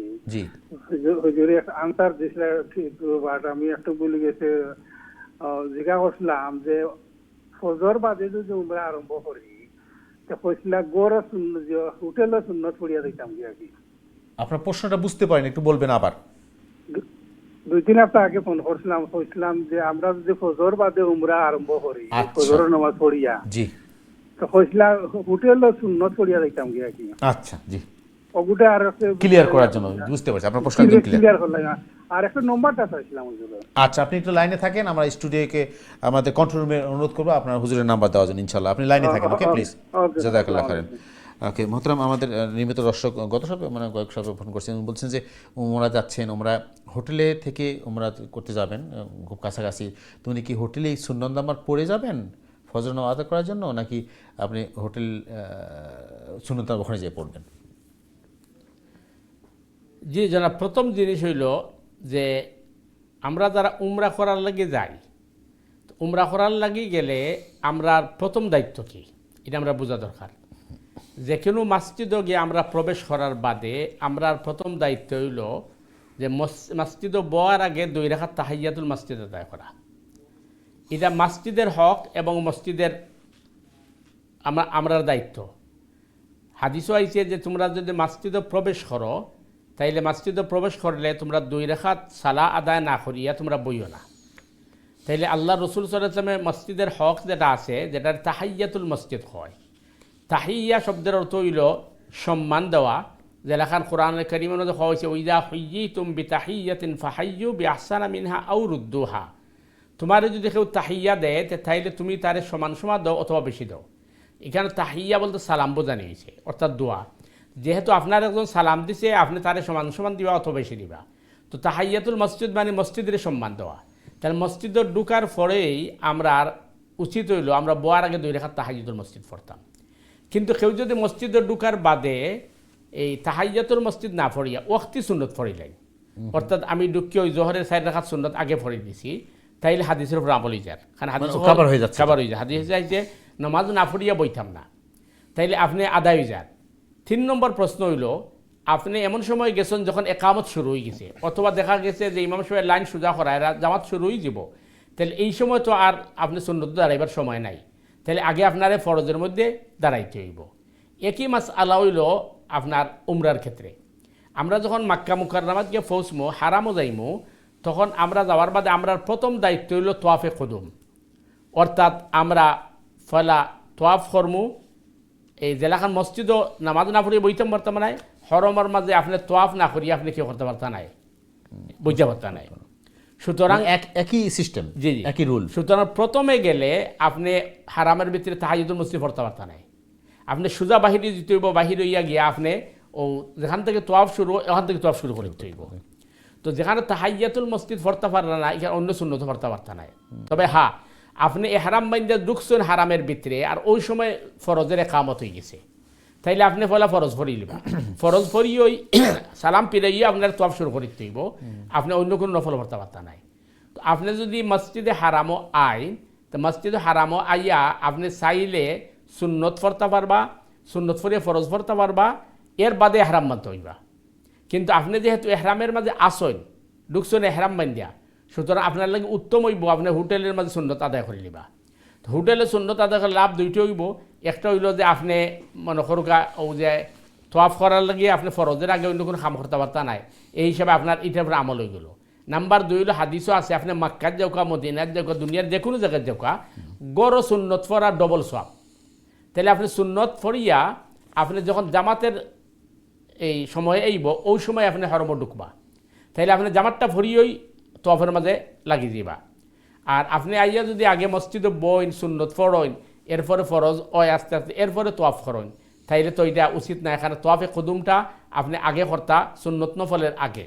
এই হিসাবে সুন্নত হোটেলে ফরিয়ে যদি আইন, আপনি দরকারে ধরে যদি হোটেল যদি আশপাশে হয় তাহলে একামত শুনবা, অথবা আপনি যদি মানে জামাতের টাইম জানেন তাহলে আপনি আস্তে আস্তে আইলা আর আইয়া আপনি ফরজ পড়লা, ফরজ ভরিয়ে আপনি তোয়াফল আমি গেলা। আর এটা যদি আপনার মানে তোয়াফে কদুম না হয়, অর্থাৎ প্রথম উমরা না হয়, মক্কার ঢুকিয়ে আপনি এর আগে যদি আপনি এহরাম থেকে বারোই যান, দ্বিতীয়বার যদি আপনি কী করতে চান, অর্থাৎ আপনি উমরা করতে চান, তখন তো আপনি ইচ্ছা করলে হরমের ভিতর থেকেও আপনি এহরাম বান্ধিয়া এরপরে আপনি যাইতে পারবা। তো আপনি প্রথমবার যখন যাইবা তখন আপনার লাগে তোয়াফে কদুমটা হইল আগে করা সুন্নত নফলের আগে। একমাত্র ফরজ হইলে ফরজ আদায় করবা, আর নাই কিন্তু আপনি এই তোয়াফে কদুম না করিয়া আপনি তাহাইয়াতুল মসজিদ বা অন্য সুন্নত পড়া এটা উচিত নাই। এর কারণে কয় যে হোটেলে যদি আপনি সুন্নত পড়ি আইন, তাইলে আপনি ফরজ পড়লা আর ফরজ পড়িয়া লগে লগে তোয়াফল আমি গেলা। আশা করি ক্লিয়ার হয়েছে। আর যদি আপনি এটা মানে উমরার তোয়াফ না এমনি শুধু তোয়াফ হয়, তো শুধু তোয়াফের লাগে আপনার বাধা নাই। আপনি মসজিদ আইয়া সুন্নত ফরুকা, বৌকা, ফরজ ফরুকা, আপনি আস্তে আস্তে টাইম মতো বাড়াও বা তোয়াফল আনবা। আশা করি ক্লিয়ার হয়েছে। দুটো ডিফারেন্ট জিনিস, একটা হলো উমরার জন্য, একটা নরমাল। এটা হলো প্রথম যখন মক্কায় ঢুকছে তখন তোয়াফে কদুম, যে ভাই মসজিদে প্রথম গেলে তাহাইয়াতুল মসজিদ। জি। আপনি এহরাম বান্ধিয়া মক্কায় ঢুকছেন, মিকাতে এহরাম বান্ধিয়া মক্কায় ঢুকছেন, তখন আপনার করণীয় কি? আপনার করণীয় হলে আগে তোয়াফ করা, কারণ ওইটা হলো প্রায়োরিটি। এটা priority। কিন্তু নরমাল যখন ভিজিট হবে তখন নরমাল তোয়াফের জন্য এটা। জাযাকাল্লাহ খাইরান। আমরা বিস্তারিত আলোচনা করলাম ভাই, আশা করি আপনার জবাব দিতে পারছি আমরা। জাযাকাল্লাহ খাইরান। চলে আসছে আমাদের পরবর্তী দর্শক আছে, দেখি কে আসছে লাইনে। সময় দর্শক, আসসালামু আলাইকুম, আপনার প্রশ্ন করুন প্লিজ। ওয়ালাইকুম আসসালাম। আসসালামু আলাইকুম। ওয়ালাইকুম সালাম। জি, আপনার কি প্রশ্ন বলেন? আচ্ছা, আমরা আরবি পড়ার যাই মসজিদ, আমরা গিয়া 2 রাকাত নামাজ পড়ি কই দাখিল মসজিদ, এটা কি ঠিক আছে নি? আচ্ছা, ঠিক আছে। আমরা এইমাত্র এই আলোচনা করছি, ধন্যবাদ। আর কোনো প্রশ্ন আছে আপনার? জি না, আমি শুনলাম আর কি আপনারা দেখলাম তারা করা এটা তাহিয়াতুল মসজিদ। ইয়েস, ঠিক আছে। ঠিক আছে, আপনি অনুষ্ঠান দেখতে থাকুন, আমরা একটু আলোচনা করবো আপনার জন্য ইনশাআল্লাহ। জাযাকাল্লাহ খাইরান। জি মোহতারাম। যে আপনার কথা ঠিক আছে। আসল বিষয় হইল যে হাদিসের মাঝে এই নামাজের নাম হইছে তাহাইয়াতুল মসজিদ। তাহাইয়াতুন মানে সম্মান দেওয়া, সম্মান করা। তো এটা মসজিদের সম্মান দেওয়া, এর লাগে তাহাইয়াতুল মসজিদ। আর আমরা সমাজে এটার দুখুলুল মসজিদ ওখানে হয়। দুখুল মানে প্রবেশ করা, আরবি দুখুল শব্দের অর্থ প্রবেশ করা। তো আমরা দেশেও যে মসজিদে ঢুকলাম, হামাইলাম, এর কারণে এটা দুখুল মসজিদ নাম দিছই, কিন্তু হাদিসের পরিভাষা তাহাইয়াতুল মসজিদ। তবে নিয়তের মাঝে আপনার এটা কিছু হওয়া লাগতো না, কারণ আপনার তো নিয়ত আছে যে আমি মসজিদে আইছি, এর লাগে আমি 2 রাকাত নামাজ পড়লাম আল্লাহর সন্তুষ্টি লাগে। নিয়তের সাথে নামের কোনো সম্পর্ক নাই। নিয়ত মানে আপনি কি করতে যাচ্ছেন, এটাই নিয়ত। কারণ আমাদের সমাজে প্রচলিত, আমরা বহুদিন ছোট থেকে আমরা বহুবার আলোচনা করছি এই জিনিসটা, যে নিয়তের সময় বলতে হয় কোন সালা পড়তেছি, কত রাকাতে, নফল না ফরজ না সুন্নাত না ওয়াজিব, এগুলো নিয়তের সাথে কোনো সম্পর্ক নাই। নিয়ত মানে আমি কি করতে যাচ্ছি এটা আল্লাহ জানে, আপনি মনে জানেন ইনশাআল্লাহ। আপনার ধন্যবাদ সুন্দর একটা প্রশ্নের জন্য। এবং একটা জিনিস মহতরম এখানে একটা যাচ্ছে, এই যে আমাদের সমাজে আমরা নিজে থেকে কিছু নাম দিয়ে দিছি, এটা ভুলের কথা বলছি না, আমাদের মসজিদে ঢোকার যে দোয়াটা আছে সেটা ঠিক আছে, কিন্তু সালার নামটা চেঞ্জ করে ফেললাম, দুকুল করে ফেললাম, যেটা হাদিস স্পষ্ট তাহিয়াতুল বলা আছে, এটা তো মনে হয় কনফ্লিক্ট হয়ে যায়, অনেক সময় কনফিউজ হয়ে যায় আমরা। কিন্তু আমরা জানতে পারলাম যে আসলে অরিজিনালি সালাটার নাম হলো তাহিয়াতুল মসজিদ, যেটা মসজিদের সাথে রিলেটেড, মসজিদ হকের সাথে রিলেটেড। মোহতারাম কয়েকবার বললেন আমাদেরকে, ইনশাআল্লাহ আমরা জানতে পারলাম। চলে আসছে আমাদের পরবর্তী দর্শক আছে, দেখি কাছে লাইনে। সময় দর্শক, আসসালামু আলাইকুম, আপনার প্রশ্ন করুন প্লিজ। ওয়ালাইকুম আসসালাম রাহমাতুল্লাহি ওয়া বারাকাতুহু। ভালো আছেন? জি আলহামদুলিল্লাহ, আপনি কেমন আছেন? আলহামদুলিল্লাহ খুব ভালো। জি, কি খেদমত করতে পারি আপনাকে, বলেন আজকে। আচ্ছা, আজকে আমার কয়েকটা জানতে চাই, কয়েকটা প্রশ্ন আছে। প্লিজ বলেন। প্রথম, হুজুর আলোচনা করছেন যে তাহিয়াতুল নামাজের ব্যাপারে, এটা জানতে চাই, যে সময় খুতবা ইমাম সাহেব পড়েন, এই সময় যদি আমি ঢুকি মসজিদে, তখন কি খুতবা অবস্থায় পড়তে পারিনি যখন তিনি খুতবা আরম্ভ করছেন? ইয়েস, দ্বিতীয় প্রশ্ন বলেন। দ্বিতীয় হইল, ওই যে আপনার আমরা সুবহানা রাব্বিয়াল আযীম এবং সুবহানা রাব্বিয়াল আলা অর্থটা হুজুরে বলবা, আমি এটা শিখতে চাই। আর যখন ইমাম সাহেব সামি আল্লাহু লিমান হামিদা কোন, তখন কি আমিও বলতে পারিনি মনে মনে, এবং সামি আল্লাহু লিমান হামিদা রব্বানা ওয়া লাকাল হাম, এটার অর্থটা কি তাও শিখতে চাই, যদি দয়া করে বলেন। ওকে, আসসালামু আলাইকুম। ওয়ালাইকুম আসসালাম। খুব গুরুত্বপূর্ণ প্রশ্ন করছেন। আমাদের রেগুলার দর্শক মুরব্বী মানুষ প্রতি অনুষ্ঠান দেখেন এবং সুন্দর সুন্দর প্রশ্ন করেন, যেটা আমাদের জানা দরকার। আপনার প্রশ্ন থেকে আমরাও শিখতেছি, আমরা দর্শক যারা দেখছেন, লক্ষ লক্ষ দর্শক, তারাও শিখতে পারছেন। অবশ্যই এই যে আপনি প্রশ্নটা করতেছেন, আপনি নিজে শেখার জন্য, কিন্তু আরও অনেক মানুষকে শেখাচ্ছেন। এটা যে কত বড় একটা ফজিলত। মহতারাম, আপনি এগুলো বলছেন যে এখানে প্রশ্ন শুধু আমার জন্য না, কিন্তু আমার প্রশ্নের জন্য যে আরও লক্ষ লক্ষ মানুষ যারা দেখতেছে, দর্শকরা, তারা শিখতে, এবং আমরাও শিখতেছি। এর ফজিলত তো উনি পাবেন, যে যিনি প্রশ্নটা করতেছেন। জাযাকাল্লাহ খাইর আপনাকে। প্রথম প্রশ্ন হলো, এই প্রশ্নটা খুবই জরুরি। আমাদের সমাজে আসলে আমাদের এই তাহিয়াতুল মসজিদের এই যে সুন্নার সালাটা অনেক সময় বুঝি না, কিন্তু রাসূল সাল্লাল্লাহু আলাইহি ওয়াসাল্লাম একটা প্রখ্যাত হাদিস যে আছে এই ব্যাপারে, উনি বলছেন, আমাদের সম্মানিত দর্শক প্রশ্ন করছেন যে উনি জুম্মার নামাজে দেখলেন যে খুতবা শুরু হয়ে গেছে, তখন কি আমাকে তাহিয়াতুল মসজিদ পড়তে হবে কিনা, পড়া যাবে কিনা, বা এটা বলছি। জি জানাব, প্রথম বিষয় হইল যে আমরা চেষ্টা করব যে শুক্রবারে আমরা আগে মসজিদে পৌঁছার, খুতবার আগে মসজিদে পৌঁছার আমরা চেষ্টা করবো। কারণ হাদিস হয় যে শুক্রবারে যে আগে যাইবা তার ফজিলত সব থেকে বেশি। যেভাবে হাদিসের মাঝে আছে যে একজন ফেরেশতার মাঝে দাঁড়াইয়া থাকুন, যে সর্বপ্রথম যান তাঁদের একটা উট সাদাকা করার সওয়াব দেন, এরপরে যান তাঁদের একটা গাভী সাদাকা করার সওয়াব দেন, এরপরে যে যান তাঁদের একটা ছাগল সাদাকা করার সওয়াব দেন, এরপরে যে যান তাঁদের একটা মুরগ সাদাকা করার সওয়াব দেন, এরপরে যে যান তাঁদের একটা ডিম সাদাকা করার সওয়াব দেন, এরপরে ফেরেশতা রেজিস্টার ক্লোজ করে নেয়। তো আমরা চেষ্টা করবো শুক্রবারে আগে মসজিদে পৌঁছার। এখন অসুবিধার কারণে অথবা কের কারণে যদি যাইতে দেরি হয়ে গিয়া দেখা যায় যে খুতবা চলের বা খুতবা স্টার্ট হয়ে গেছে, এই সময় তাহিয়াতুল মসজিদ পড়তা কিনা, এই ব্যাপারে এই ভিন্ন মত আছে। তবে উলামায়ে কেরামের বক্তব্য হলো যে একটা হাদিস পাওয়া যায় যে রাসূল করিম সাল্লাল্লাহু আলাইহি ওয়াসাল্লাম খুতবা চলাকালীন সময় একজন সাহাবী প্রবেশ করছেন, আর এই সাহাবী তাহিয়াতুল মসজিদ না পড়িয়া বই গেছেন। আল্লাহ রসুল সাল্লাল্লাহু আলাইহি ওয়াসাল্লাম খুতবা বন্ধ করিয়া জিজ্ঞাসেন যে তুমি তাহিয়াতুল মসজিদ পড়ছো নি? তাই কইছেন না। বলে খেনে? বলে ইয়া রাসূলুল্লাহ খুতবা চলেন। আল্লাহ রসুল কইছেন কম, তুমি উঠো এবং সংক্ষেপে 2 রাকাত তাহিয়াতুল মসজিদ পড়িলাও। তো এই হাদিসটা কি প্রমাণ হয় যে যদি সুযোগ থাকে তাইলে 2 রাকাত পড়িলেও ভালো। এখন সুযোগ বলতে কোনটা, যে মসজিদের 5 ইঞ্চির মাঝে যদি দেখা যায় আছে, তাইলে ভিতরে না পড়িয়ে আপনি 5 ইঞ্চও পড়ে দিবা। অথবা মসজিদ যদি দুতলা হয় তাইলে দুতলাত গিয়ে আপনি তাহিয়াতুল মসজিদ পড়ে দিলা। অথবা মসজিদ যদি বড় হয় তাহলে এক কোণার মাঝে মানে আপনি শর্ট করে পড়ে নিবা, পড়া যাইব, কোনো অসুবিধা নাই। আপনি 2 রাকাত শর্ট করে পড়ে নিবা, এরপরে বই যাবা। তো চেষ্টা করার দরকার যে 5 ইঞ্চ অথবা কোনো ফিলারের আড়ালে অথবা দুতলা মসজিদ হইলে দুতলাত মানে একটু মূল জমাত থেকে সরিয়ে পড়ার চেষ্টা করতে থাকে। আশা করি ক্লিয়ার হয়েছে ইনশাআল্লাহ। এটা কি আপনি খুতবার কথা বলতেছেন? মসজিদে জুম্মার খুতবা শুরু হয়ে গেছে, কিন্তু সমস্যা মতো আমরা যখন মসজিদে ঢুকি, ওখানে তো আর খুতবা তো সামনে দিচ্ছে আমাদের ইমাম সাহেব না। বড় মসজিদ থাকলে তো অনেক সময় প্লেস থাকে, যদি থাকে, যদি না থাকে তো করা গেছে, না থাকে তো আপনি আপনার জায়গায় পড়বেন ইনশাআল্লাহ। দ্বিতীয় প্রশ্ন খুবই গুরুত্বপূর্ণ। বলছেন যে আমরা যে সালাতে রুকুতে এবং সেজদাতে, ওকে আমরা আচ্ছা আমাদের সম্মানিত দর্শক আরও 2টা প্রশ্ন আছে, আমরা জবাব দেবো ইনশাআল্লাহ। এবং যারা লাইনে আছেন আমরা আপনাদের প্রশ্ন নেবো, তার আগে আমরা ছোট্ট একটি বিরতি যাবো। দর্শকবৃন্দ, বিরতির পর আবারও ফিরে আসছি ইনশাআল্লাহ। ততক্ষণ আমাদের সাথে থাকুন। আসসালামু আলাইকুম রহমতুল্লাহি ওয়া বারাকাতুহু।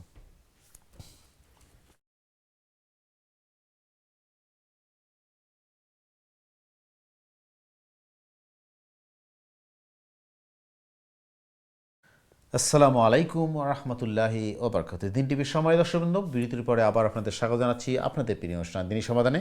আজকের অনুষ্ঠানের শেষ পর্ব। সহজে আপনারা যারা টিভি সামনে অথবা অনলাইনে আমাদের অনুষ্ঠানে যোগদান করছেন, আপনার সবাইকে স্বাগতম, মোবারকবাদ।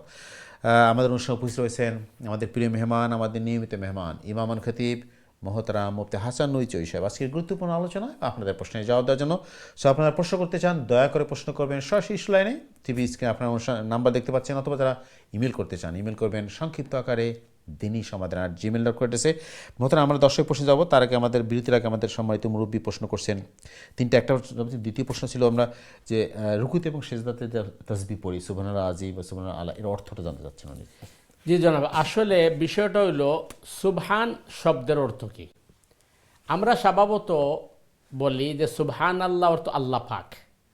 তো পাক হইতে হইলে তার অপোজিটে না পাক লাগে। তাইলে মানে এখানে পাকদ্বীপ কি বোঝানো হয়েছে? এখানে পাকদ্বীপ বোঝানো হয়েছে যে আল্লাহ সুবহানাহু তাআলা সৃষ্টির সমস্ত দুর্বলতার ঊর্ধ্বে, সৃষ্টির দুর্বলতা থেকে আল্লাহ পাক।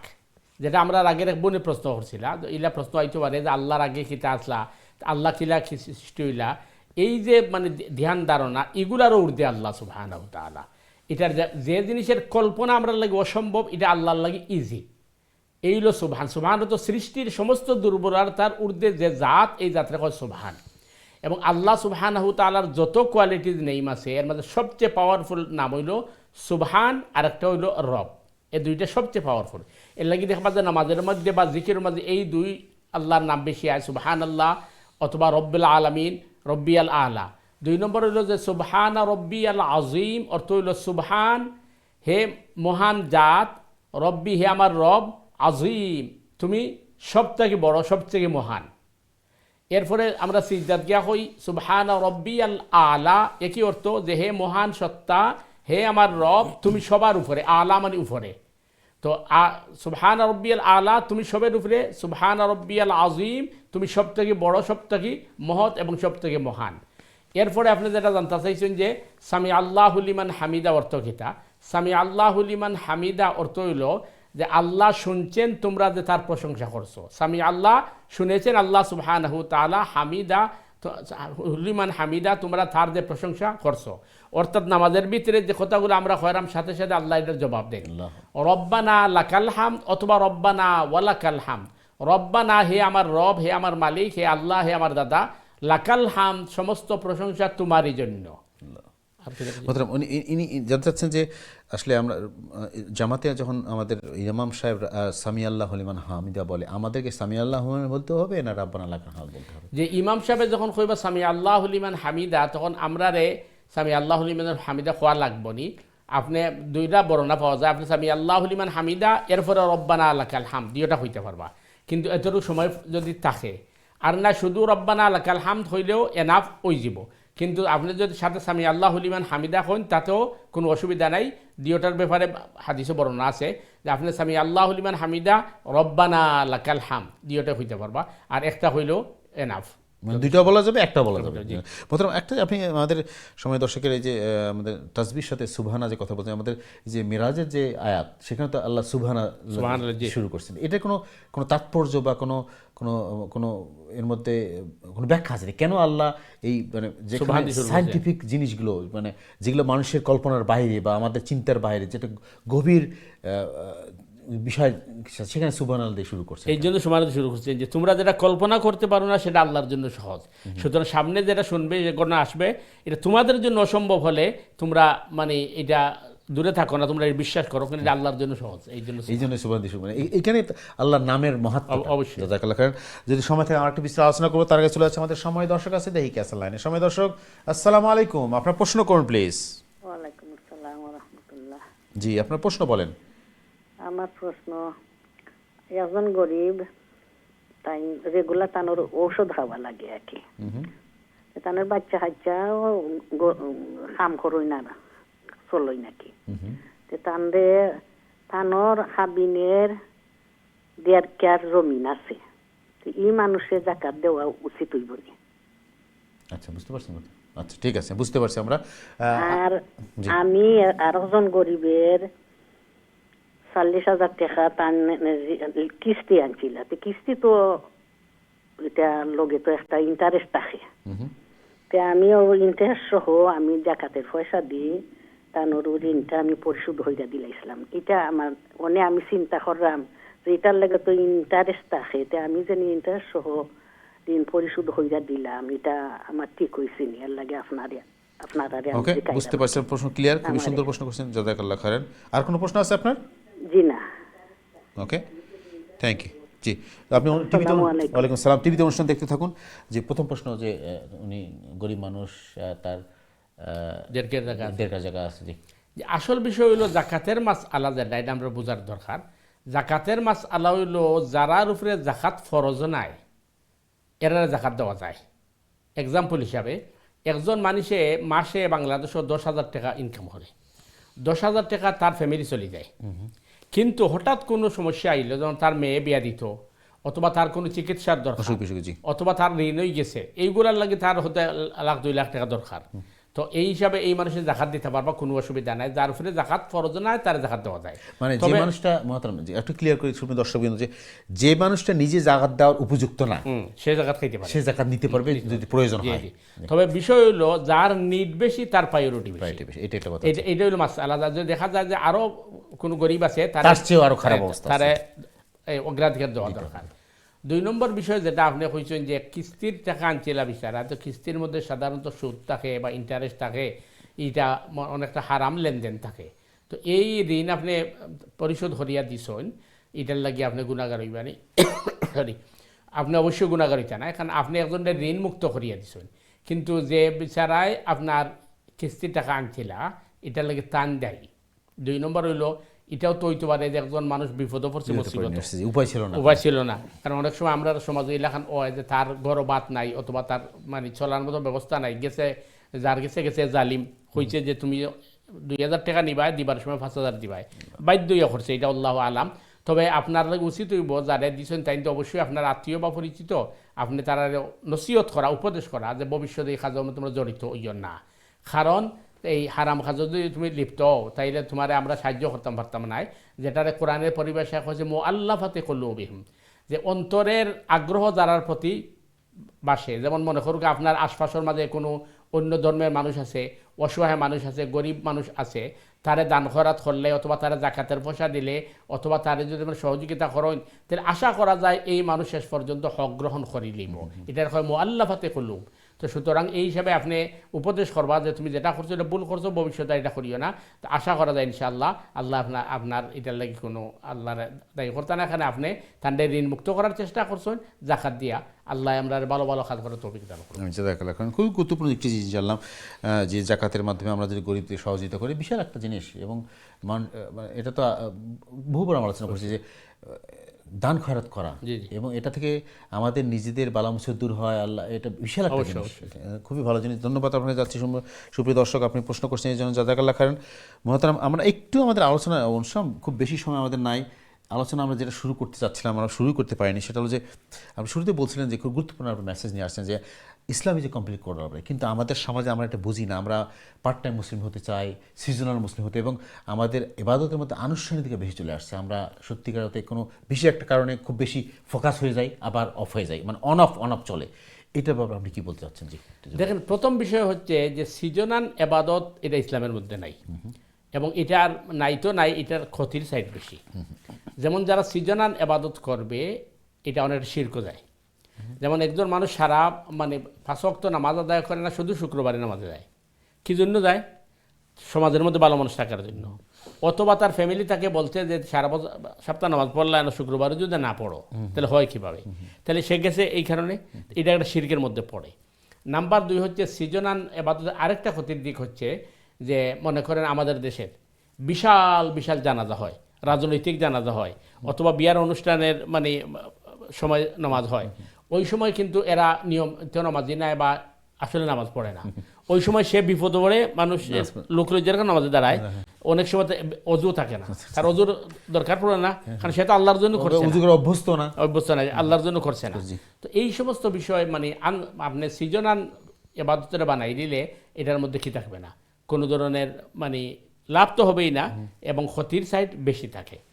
এরপরে আপনি মনে করেন কোরআনে কারিমের মধ্যে আল্লাহ বলতেন আলা সালাতিহিম দাইমুন, তুমি নিয়মিত নামাজি হবে, নিয়মিত সালাত আদায়কারী হবে, মাঝে মধ্যে পড়লাম মাঝে মধ্যে ছাড়লাম, এইভাবে মানে এটা কি নাই। ঠিক একইভাবে ইমানের ক্ষেত্রেও বলা হচ্ছে যে আফাতুমিনুনা বিবাদিল কিতাব ওয়া তাকফুরুনা বিবাদ, কিতাবের কিছু অংশ তুমি মানলা, কিছু অংশ বাদ দিলা। এই জিনিসটা মহতরম আমাদের একটু ব্যাখ্যা হওয়া দরকার। প্রিয় দর্শকবৃন্দ, আপনারা যারা অনুষ্ঠান দেখছেন বা রেগুলার অনুষ্ঠান দেখেন, আমরা চেষ্টা করি আসলে আমাদের এই স্বল্প সময়ে আপনাদের প্রশ্ন জবাব, পাশাপাশি আমাদের দৈনন্দিন জীবন চলার পথে এবং আমাদের জীবনটা আমরা কীভাবে চালাবো, আমাদের জীবনটা আমরা কীভাবে আল্লাহর নির্দেশ মতো রসুলের তরিকা মতো চলবো, এবং আমরা কি সত্যিকারে নিজেদেরকে ইমানদার হিসেবে দাবি করতে বা আল্লাহর কাছে কিনা, আমরা নিজেকে ইমানদার মনে করছি, নিজেকে মুসলিম মনে করছি, কিন্তু আল্লাহর খাতায় আমাদের নামটা আছে কিনা, এইটা বোঝার জন্য আমাদের এই জিনিসটা, এই আয়াতটা যেটা মহতরম বললেন একটু বিস্তারিত দরকার। আসলে আমরা নামাজ পড়ছি, রোজা রাখছি, হজ জায়গা সবই করতেছি, কিন্তু আমাদের পরিপূর্ণ কি আছে কিনা আমাদের।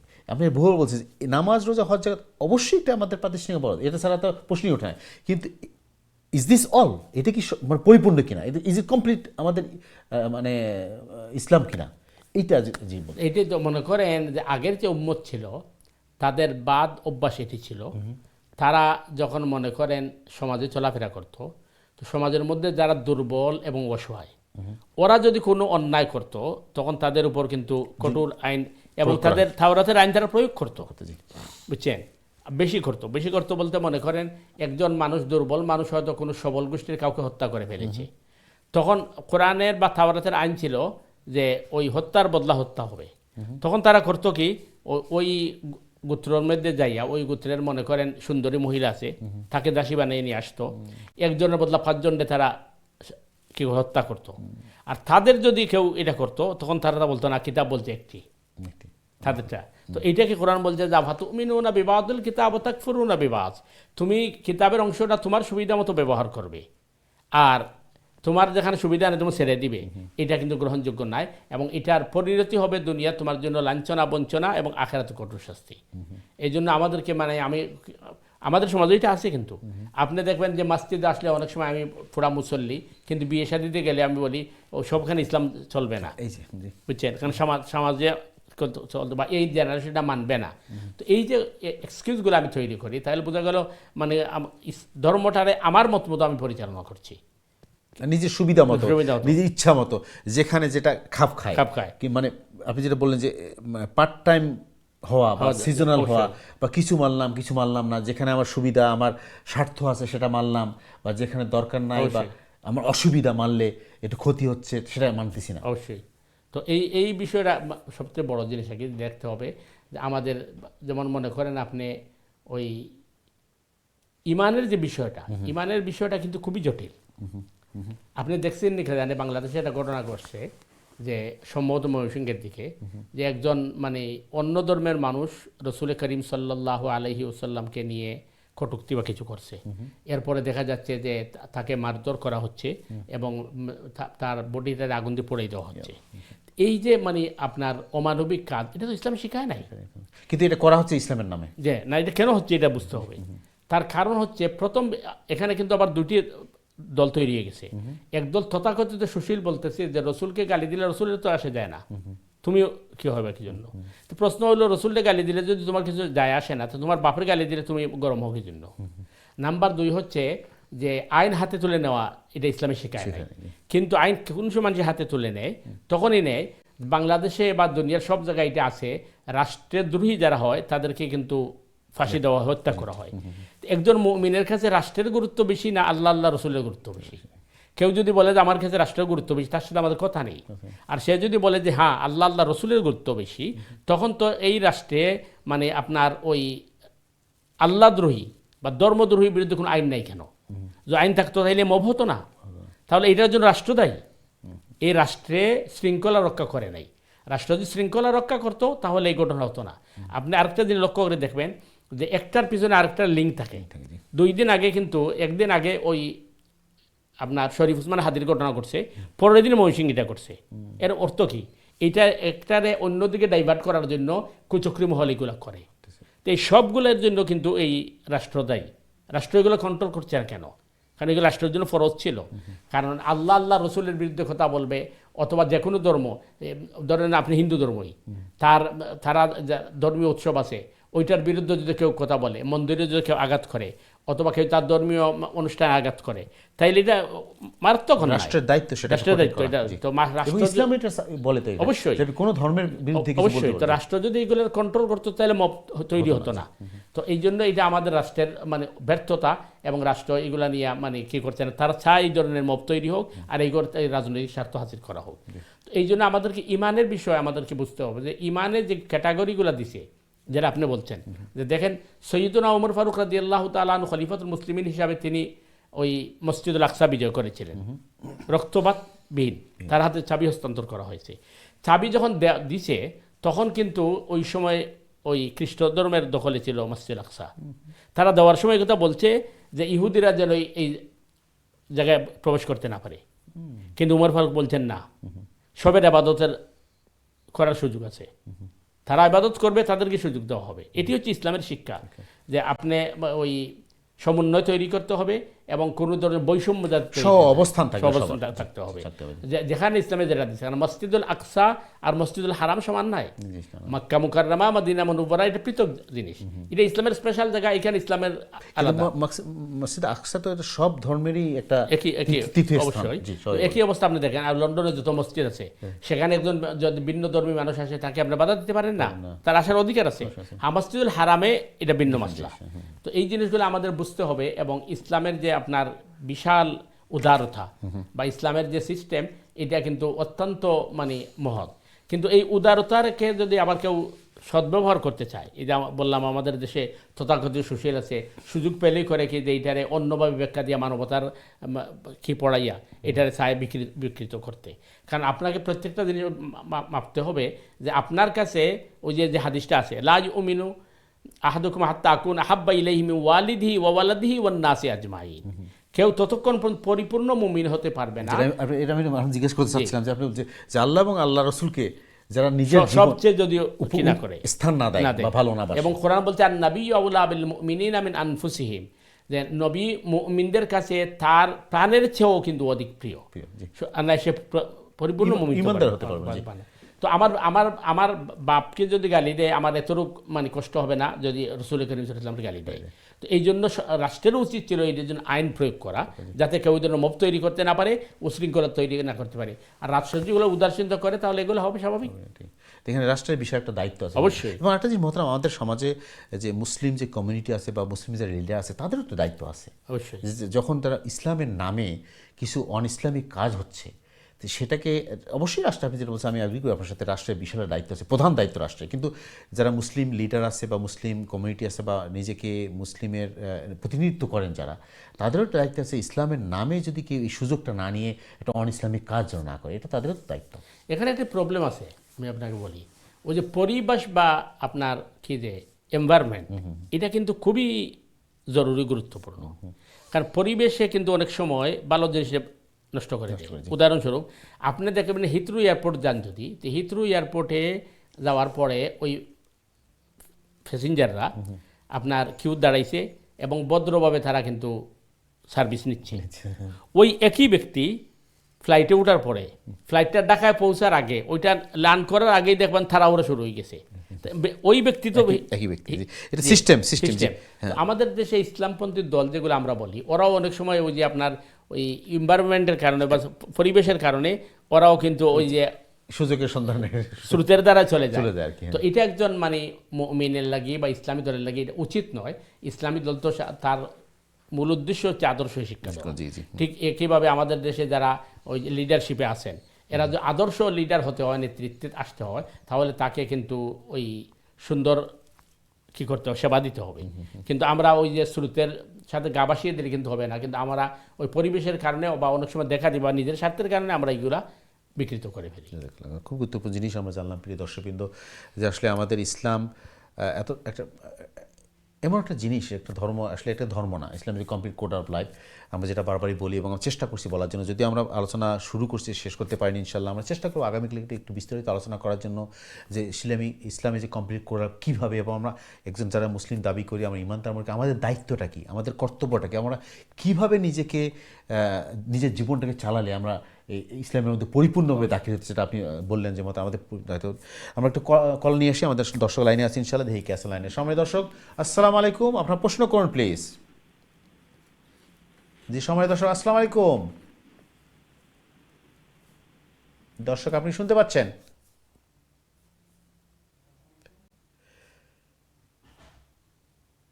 সময় দর্শক আসসালামু আলাইকুম।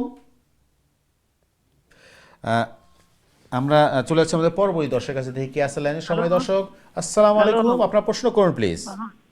ও সময় ধরে রিং করি নাই তো দররা না। আসসালামু আলাইকুম। আমরা দুঃখিত, অনেকক্ষণ লাইনে আছেন, আমাদের অনেকগুলো দর্শক লাইনে থাকে, এই জন্য আপনাদের একটু কষ্ট করতে হয়। জি বলেন। দুইটা প্রশ্ন আমি কইলাই। জি বলেন। একটা হইল কি, আমরা যদি থইমর মাটির দোলা কোন সময় পাই না বা ইটর দোলা পাই না, তে আমরা পাত্তর দি তৈম করলে হইব নি, একটা হইলো একটা।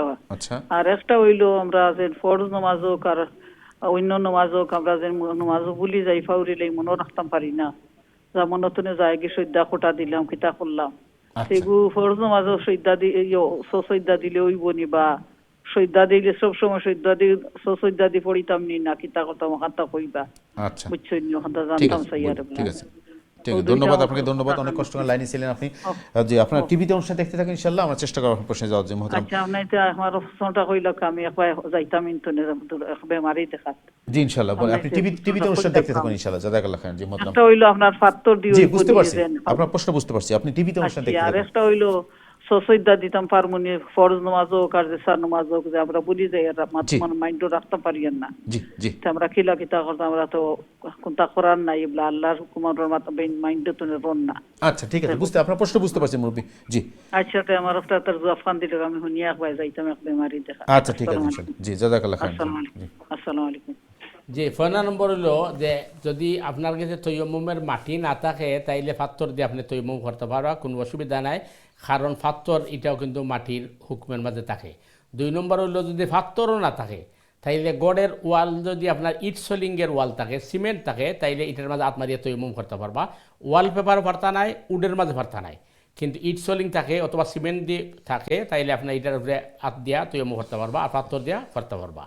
2 নম্বর যেটা আপনি কইছেন যে নামাজের মাঝে যে ভুল হয়, একটা হইল যে মাঝে মধ্যে যদি ভুল হয়, মাঝে মধ্যে ভুল হইলে যে সময় ভুল হইব, যেমন আপনি নামাজও গেছেন 2 সজদা দিছেন না 1 সজদা দিছেন, আপনি শিওর হইতে পারলেন না, তাইলে সজদা একটা ধরে আরেকটা দিবা, আর সালাম ফিরাইবার আগে আপনি 6 সজদা দিবা। এটা ফরজ নামাজও হইব, সুন্নত নম্বর সব জায়গায় সমান, 6 সজদা সব নামাজের লাগি আছে। 2 নম্বর হইল আরেকটা দেখা গেছে যে সব সময় বা ম্যাক্সিমাম সময় সব নামাজের মাঝে এই সন্দেহ আই হয় যে সজদা একটা দিলাম না 2টা দিলাম, রাখাতে একটা পড়লাম না 2টা পড়লাম, তাহলে কম দরিয়া আরও 1 রাকাত পড়বা বা একটা সজদা দিবা, আর এরপরে সালাম ফিরাইবার আগে আপনি 6 সজদা দিলাইবা। তো সুতরাং ফরজ নামাজও 6 সজদা দিলাইলে যে ঘাটতি হয়েছে এটা মেকআপ হয়ে যায়। আশা করি ক্লিয়ার হয়েছে ইনশাআল্লাহ। দেখুন খুব গুরুত্বপূর্ণ যে আমাদের এই প্রশ্নগুলো বরাবরই আসে, যে এই যে সাজদার ব্যাপারে এবং তায়াম্মুমের ব্যাপারে যে প্রশ্নগুলো আসে। সম্মানিত দর্শক আপনাকে ধন্যবাদ, আপনি দুঃখ প্রকাশ করছি অনেকক্ষণ থেকে আপনি লাইনে ছিলেন, জাযাকাল্লাহ খাইরান আপনার প্রশ্নের জন্য। আশা করি আপনার প্রশ্নের আমরা জবাব দিয়ে পড়ছি। মোহতারাম আমরা অনুষ্ঠান একদম শেষ পর্যন্ত চলে আসছি। আমরা যে আলোচনায় ছিলাম যে আসলে আমাদের জীবনে একজন মুসলিম হিসেবে আমাদের দায়িত্বটা কী, আমরা কীভাবে জীবনকে সুন্দর করব, ইসলামের মধ্যে পরিপূর্ণ দাখিল হয়ে যাবে। এটা তো যেটা আগে বলা হচ্ছে যে ইসলামের যে বিধিবিধান আছে এটাকে আমরা পরিপূর্ণ মানতে হবে। পরিপূর্ণ মানার অর্থ এই নয় যে আমি আমার মানে অসাধ্য জিনিস আল্লাহ আমার উপর চাপিয়ে দিচ্ছেন। আল্লাহ বলছেন লা ইউকাল্লিফুল্লাহু নাফসান ইল্লা উসআহা, মানুষের অসাধ্য কোনো জিনিস আমি তার উপর চাপিয়ে দিই। তো আমরা সাধ্য অনুযায়ী চেষ্টা করতে হবে, এবং ইসলাম আমাদেরকে ইজি করে দিয়েছে। ওই দেখেন ওই যে ভদ্র মহিলা যে প্রশ্ন করছেন যে নামাজের মধ্যে যদি ভুল হয়ে যায় আবার নামাজের রিপিট করা একটা কষ্টকর। আল্লাহ বলছেন তোমার রিপিট করতে হবে না, তুমি সেজদা সহ দিয়ে দাও, তোমার ঘাটতি পূর্ণ হয়ে যাবে। একইভাবে মনে করেন আপনি রাস্তাঘাটে অথবা জার্নির মধ্যে নামাজ পড়ার জন্য মানে কোনো এক্সকিউজ নেই, আপনি যেখানে যেভাবে পারবেন আপনি নামাজ আদায় করে দিবেন, নামাজ কোনো অবস্থাতে সারা। কিন্তু মতো আমাদের সমাজে আমরা দেখি যে আমরা কোনো ওসিলা পেলেই নামাজটাকে অ্যাভয়েড করি, অন্য সব কাজই করি, আমরা দুনিয়ার কোনো কাজে মানে আমরা বাদ দিচ্ছি না, সব কাজই করতে, আমরা বাজার ঘর, হাতে ঘাটে মাঠে, অফিস আদালত সব কিছু কাজ করতে, কাজকাম কোনো বন্ধ নেই। কিন্তু যখন সালার কথা আসে আমরা দেখি একটু আমাদের অনীহা বা একটা এক্সকিউজ খুঁজি, হ্যাঁ সময় ছিল না, এখানে গেছিলাম ওখানে গেছিলাম। কিন্তু এই যে আমাদের এরকম যদি আমাদের মানসিকতা থাকে, এই মানে একটা এক্সকিউজের মাধ্যমে আমরা সালাটাকে অ্যাভয়েড করলাম বা পড়লাম না বা অবহেলা করলাম, এই যে নেগলিজেন্সি যে টেন্ডেন্সি, এই অবস্থায় আমাদের মানসিক জগৎ থাকে, আমাদের মেন্টালিটি থাকে। আপনি যে বলছেন নিয়াতে আমাদের মেন জিনিস, বহুবার বলছেন নিয়াতই আমার মেন জিনিস। এটা আমাদের প্রথমত হচ্ছে আমরা মানে ওই সালার ব্যাপারে আমরা গুরুত্বহীন, আমরা এটা গুরুত্ব বুঝছি না। আরেকটা হচ্ছে শয়তানি প্ররোচনা। অনেক সময় শয়তান বলে যে কিছু হবে না, পরে তওবা করে ফেলবা, খাজা করে ফেলবা, ইত্যাদি ইত্যাদি। কিন্তু এগুলো কিন্তু মারাত্মক অন্যায়। আমাকে মানে যথাসাধ্য আমাকে সময় মতো নামাজ আদায় করতে হবে। এরপর আমরা যদি 100% কারেক্ট হইয়া চলার চেষ্টা করি, এরপরও আমাদের কিন্তু ত্রুটি হবে, এটা স্বাভাবিক মানুষ হিসাবে। তো আল্লাহ বলছেন বান্দা এটা আমি তোমাকে মাফ করে দেবো। কিন্তু ইচ্ছাকৃতভাবে এগুলো করা এর মানে হলো আমি ওই দিনের বিষয়গুলোকে আমি গুরুত্ব দিচ্ছি না। আমার আহার পানাহার বা আমার মনে করে জীবন চলার বাকিগুলারে যেভাবে গুরুত্ব দিচ্ছি আমি এইভাবে গুরুত্ব দিচ্ছি না। তো আমরা যেটা আমরা বলছি আল্লাহ রসুলরে আমাদের সবচেয়ে বেশি প্রিয় করতে হবে, আমাদের দিন বা ধর্মকে আমরা কিন্তু প্রায়োরিটি দেবো সব ইনশাল্লাহ। আমরা আজকে অনুষ্ঠান শেষ করবো প্রিয় দর্শক বিন্দু। আমরা আজকে কোনো আপনাদের প্রশ্ন নিতে পারছি না, দুঃখিত। তবে আগামীকালে আমাদের সেম সময় আমাদের অনুষ্ঠান হবে, আপনারা অনুষ্ঠানে যোগদান করবেন, আপনি নিজে অনুষ্ঠান দেবেন, আত্মীয় স্বজন বন্ধুকে সবাই দাওয়াত দেবেন, যাতে আমরা সবাই একসাথে উপকৃত হতে পারি এই অনুষ্ঠান থেকে। জাযাকাল্লাহু মোহতারাম, যাওয়ার আগে একদম লাস্টে আপনার শেষ বক্তব্য নেবেন ইনশাআল্লাহ। সালামু আলাইকুম রহমতুল্লাহ বারকাতুহু। সম্মানিত দর্শক বিওয়ার ভাই বোনেরা, আপনারা যে প্রশ্ন করেছেন এবং অভিমত দিয়েছেন, আমাদের প্রোগ্রাম এতে অনেকটা সুন্দর হয়েছে এবং সাফল্য হয়েছে। আমরা আশা করব এইভাবে আপনারা প্রতি প্রোগ্রামেই সহযোগিতা করবেন নিজের প্রশ্ন এবং কি দিয়ে। এবং আমরা যে সমস্ত ভাই বোনেরা আপনারা প্রশ্ন করেছেন, আপনার প্রশ্নের মাধ্যমে অনেক উপকৃত হয়েছেন। তো আমরা আশা করব যে এই প্রশ্ন নিয়ে আপনারা আসবেন ইনশাআল্লাহ বিইজনিল্লাহ। আর এর পাশাপাশি আমরা চেষ্টা করব যে ইসলামের সঠিক এবং নিখুঁত জিনিসটা আপনাদের সামনে তুলে ধরার। আল্লাহ সুবহানাহু ওয়া তাআলা যেন আমাদেরকে তৌফিক দান করেন। এবং আমরা চেষ্টা করব সর্বাবস্থায় আমরা আল্লাহর হুকুম এবং রাসূল করিম সাল্লাল্লাহু আলাইহি ওয়াসাল্লামের তরিকাকে অনুকরণ করতে। আল্লাহ সুবহানাহু ওয়া তাআলা আমাদের সহায় হোক। সুবহানাকাল্লাহুম্মা বিহামদিকা আশহাদু আল্লা ইলাহা ইল্লা আনতা আস্তাগফিরুকা ওয়া আতুবু ইলাইক। ওয়াসসালামু আলাইকুম ওয়া রাহমাতুল্লাহি ওয়া বারাকাতুহু। জাযাকাল্লাহু খাইরান। মোহতারাম, আজকে আমরা বিদায় নিচ্ছি। বিদায়ের আগে আপনাকে আবার ধন্যবাদ জানাচ্ছি। আপনি কষ্ট করে আমাদের অনুষ্ঠানে এসে আমাদেরকে সুন্দর সুন্দর কথা শোনাচ্ছেন, কোরআন হাদিস থেকে বিভিন্ন মাসলা মাসাইল শোনাচ্ছেন। জাযাকাল্লাহু খাইরান। প্রিয় দর্শকবৃন্দ, আজকে আমরা বিদায় নেব। আমরা মোহতারামকে আমরা ধন্যবাদ দিলাম তার মূল্যবান সময় আমাদেরকে দেওয়ার জন্য। জাযাকাল্লাহু খাইরান। এবং আজকে আমরা বিদায়ের আগে যেটা আমরা বারবারই বলি, প্রিয় দর্শক, আপনাদের সবাইকে ধন্যবাদ জানাচ্ছি যারা শুরু থেকে অনুষ্ঠান দেখছেন, মতামত দিয়েছেন, প্রশ্ন করছেন। এবং আপনাদের সবাইকে আবার আগামী অনুষ্ঠান দেখা যায় আমন্ত্রণ জানাচ্ছি। এবং যাওয়ার আগে যেটা বারবারই বলি, আল্লাহ আমাদের সবাইকে সুস্থ রাখুন, সহি সালামতে রাখুন এবং দিনের পথে রাখুন, এই প্রত্যাশায় আজকের মতো বিদায়। আসসালামু আলাইকুম রহমতুল্লাহি ওয়া বারাকাতুহু।